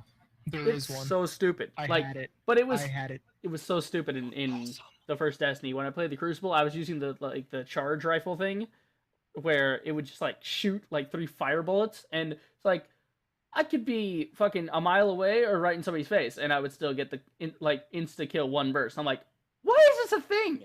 The fuck, man. Yeah. I don't know, but I feel like I feel like they're doing it right. I feel like they're finally listening and And stuff. if you were like in there playing Destiny 1 and got to the level where I'm at, like 400, Right. by the time Rise of Iron was released, we're like, okay, here's splicers, here's all this stuff. We had to face Siva. Right. That's cool. We Right. didn't want another like King. We didn't want King's Fall. Right. What we wanted was for Rise of Iron to be our second DLC. Yeah, I think I think the thing that killed it for me was back in the original Destiny was the trailers had such promise. Right? The trailers had a lot of intrigue, a lot of mystery, a lot of, you know, like, oh, who's this character? This looks like a fun scene. This looks like it's going to play out well. Like, for instance, Taken King, right? Looking at that, if you watch the trailer for Taken King, like when they walk in and he's just like, you know, oh, you know, something about the Lord. He said something to the effect of, you know, you killed his son, and he's just like, oh, right, you know, and then all the guys start popping up, and he's like, 1, 2, 3, 4. I'm never gonna remember all your names. That shit's funny, but it's not in the actual game. They didn't put any of dialogue like that in the actual game to make it interesting. That was what killed it. Because if you can't make the dialogue interesting, I won't play your game. I played fucking Banner Saga, okay? I played all of Banner Saga. I loved that game. Why? Characters were good, the combat wasn't terrible, and the story was pretty decent. But it's also just the first piece. There's Banner Saga 2, and now there's going to be Banner Saga 3 next year. So it continues the story. It didn't even wrap the story up. It just ended that section. So now there's going to be more to go on. With Destiny, there was no end to that game. It was like, where's my ending? Where's my goal? Where's my like beginning, middle, end to my quest? It's like, go here, kill these people, you know, and shut up, kill aliens, do whatever. Like, so and so. Why? So and so. Yeah, I don't get that. Yeah, it's like Like, where in Destiny the 1, fuck? Yeah, it's like, and we must do this like, thing you for had this. And You like, had the 3 Vanguard, where they weren't doing shit to help out. right. You had Shaxx, the Cruise Master, the one that was there that actually fought in the first war, trying to create the actual fucking tower. He fought against the Fallen. Right. Like during the trailer for Destiny 2, where it shows like, here's fucking the Vanguard Titan going through the ranks, realizing that he's not able to die. He's being reborn again and again. Right. And you finally find them where they're fighting the Fallen to keep people safe, and like throughout the fight, you see everyone else is using swords and shit, and all you see is this big ass motherfucker grabs a fucking fallen soldier, picks him up, and slams him down with bare hands. Right. Like, who is this guy? Why is this guy here? Why is he doing this to this puny ass fallen soldier? Stop picking on the poor thing. Fight something your own size. And then you find out this guy is Shaxx. Why is he doing that to a fucking fallen soldier when he really could have just fucking manhandled a fucking captain? Right. Right. And I think that's part of the problem with Destiny 1 was they started off with this lore and stuff, but then all the lore bits were like, yeah, oh, there's lore, it's in the Grimoire. I don't want to have to, if I have to go, like, I think Joe said it best in his review for Destiny was, if I have to leave your game to understand what is happening in your game, then that aspect of your game has failed, and you failed, and that makes, like, you know, does that not make sense? When I played The Witcher 3, I can get all kinds of information in that game. Like, I can get into that game, you know? In Destiny, you can't get into shit. There ain't no lore in the damn game. So, you know, it's like... Until 2 comes out. Yeah. Until what? Which, like, in 2, which I love to see now, is that it shows you the lore. It shows you the progression of... Give me a cutscene. Give me a fucking... You know, a mission. Give me, like, little Easter eggs. Shit scribble on the walls. Like, you know? the beta. Like, okay, the Vanguards are going to be usual. They're not going to do shit. You get there, you see the first Vanguard you see is Cayde. And he just like, fucking golden gun shoots 3 Cabal soldiers and wipes them the fuck out. Right. Like, okay, badass. Second Vanguard you see is the Titan. Then you're like, okay, what is he going to do? Pop up out of stand there, bubble. shoot once or twice, not hit a damn thing. Well, Go back, that's pop into the bubble. yeah, that's also. Okay. I mean, nobody can Like- stack up to Cade though. Cade is a fucking awesome. He's like And He's like after Deadpool. that, you find Great. Ikora. You find the Warlock Vanguard, and like, okay, she just Nova bombed like Like, a 6 fucking bajillion people dudes, at like, once. oh fuck, It's and like, then she okay, blew that's up cool. the helicopter And bit. then Ikora's like pissed off, like, okay, fucking Hmm. Mask dude is gone. Cool. Then Ikora jumps up, shoots a fucking ship, and you're like, And "You just rides it used down that in the crash already." like, what the fuck was What are you that? doing? Like, oh my You can god. tell in the beta already who the 2 main characters that you want to go after first will be Cade and Ikora. You don't like. I don't care about fucking the But Vanguard. I Titan think because, I think that's the he didn't point. do anything. I think that's the point of his character though. He's supposed to be satirically this guy, this uptight guy who's all about righteous light and this, that, and the other.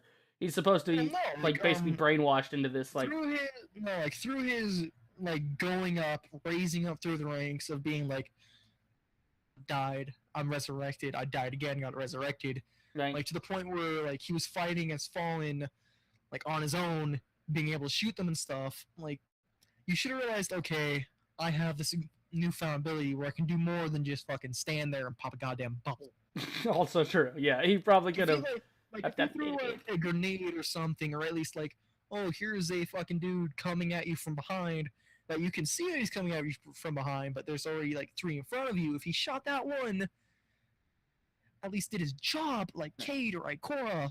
Like if he had an interesting intro, like, okay, here's all these all these fucking turtles surrounding one person, These turtles. and they're about to fuck him up, like about to beat the shit out of this one poor defenseless like person or like child or something.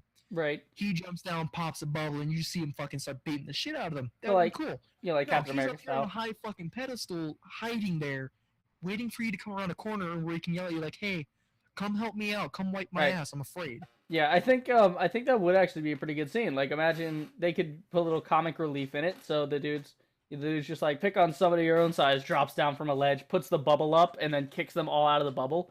And then they try to get back in, and the bubble stops them, and like, and they're banging on the bubble. And he like takes the kid, and he's like, okay, he's like, I gotta go to work now. Okay, run back to your mother. And they leave, and he sends the kid off down like an alley or something. And then the bubble comes down, and he's just like cracks his neck, and he's like, all right, bring it. And then he's just like one-handed starts putting people down, and then just fuck shit up. And then at the end of the fight, you know what you have one of the guys get back up and try to hit him with a rocket launcher, and then have him go down, and then get right back, and then the dude's laughing like, I got him holding the rocket launcher. And then he gets back up and he's like, that was very rude, sir. Somebody should teach you some manners, talking shit to the dude, and then takes the rocket launcher, beats him with it. That would have been hilarious. That would have been See exactly Cade what come that in. Yeah, He's Cade. still up against the door, and he's like, and you can tell like he's been thrown against that fucking door, Right. and he's just like, you know what, fuck this, I'm done playing with you guys. Go away. Yeah, fuck you guys. He's like, I'm done with you. Like nothing can match Cade's charismaticness. Nothing can match that sort of, I am this, like, I When you get just to, don't give a like- fuck. Like, When you find Lord Shax, and Right. when you find Shax, and like the weapon on his back is an exotic raise lighter, which is a sword. right. Of sword. And like you're all thinking like, okay, all these weapons from Destiny 1 have been destroyed. Where the fuck did you get that if you didn't do anything for it? Ugh. Like, wait, this is the same dude that fucking slammed a fucking drag or a vandal to the ground with his bare fucking hands. Right. And So now you there's a decide story to pick there. up a weapon which is a sword? Yeah. It's there might be some Sit in off-putting the stuff. corner and twiddle your thumbs. Don't destroy the planet. Just don't touch anything. It's kind of like Groot, right? He's strong, he's helpful, but God, what the fuck is wrong with his personality? Like, Like actually, you have him, and then after you're done defending the area with fucking wipe my ass blue ball or blue head, you Blue go down Fed. this one corridor where you're going to the speaker, and there's this robot with dead fucking turtles around him. Like you're like, who did this? What happened here? And Right. then you just see this lone little robot cleaning up the mess. Like you're like, Oh, poor little robot. yes, All right, but I think we've gabbed enough about Destiny 2 and all cleaner that. robot fucked up turtles. Like the only thing that's Cleaner gonna piss me off about the game is that I have to go after the Blue Man. The Blue Man. I would love to go after the Blue Man group. But Be I have cool, to go after the nice. Blue Man. worry about listening to them. But Right. no, you have to go after a fucking Titan that whines bitches. But yeah, there we go. But I think that is it. I think we talked. God, we talked for almost 3 hours about games and shiz. Is there anything we Almost 4 missed? hours. I don't think. I don't think we missed Fun anything. game that everyone needs to buy. If you need to have a fun game, Right. World or Shadows of War. Yeah, you were about to say World of War. Yeah. So confused, but yes. That too. If you haven't played World of War, you need to go and fucking play that game now. It doesn't really hold up years later. The narrative's great, but the At least gameplay get the itself zombies. still kind of shitty, you know. But yeah, I get it. I get it. Yeah, but yeah, I think we covered everything. I think the only thing we didn't cover was Uncharted Lost Legacy, but it's Uncharted.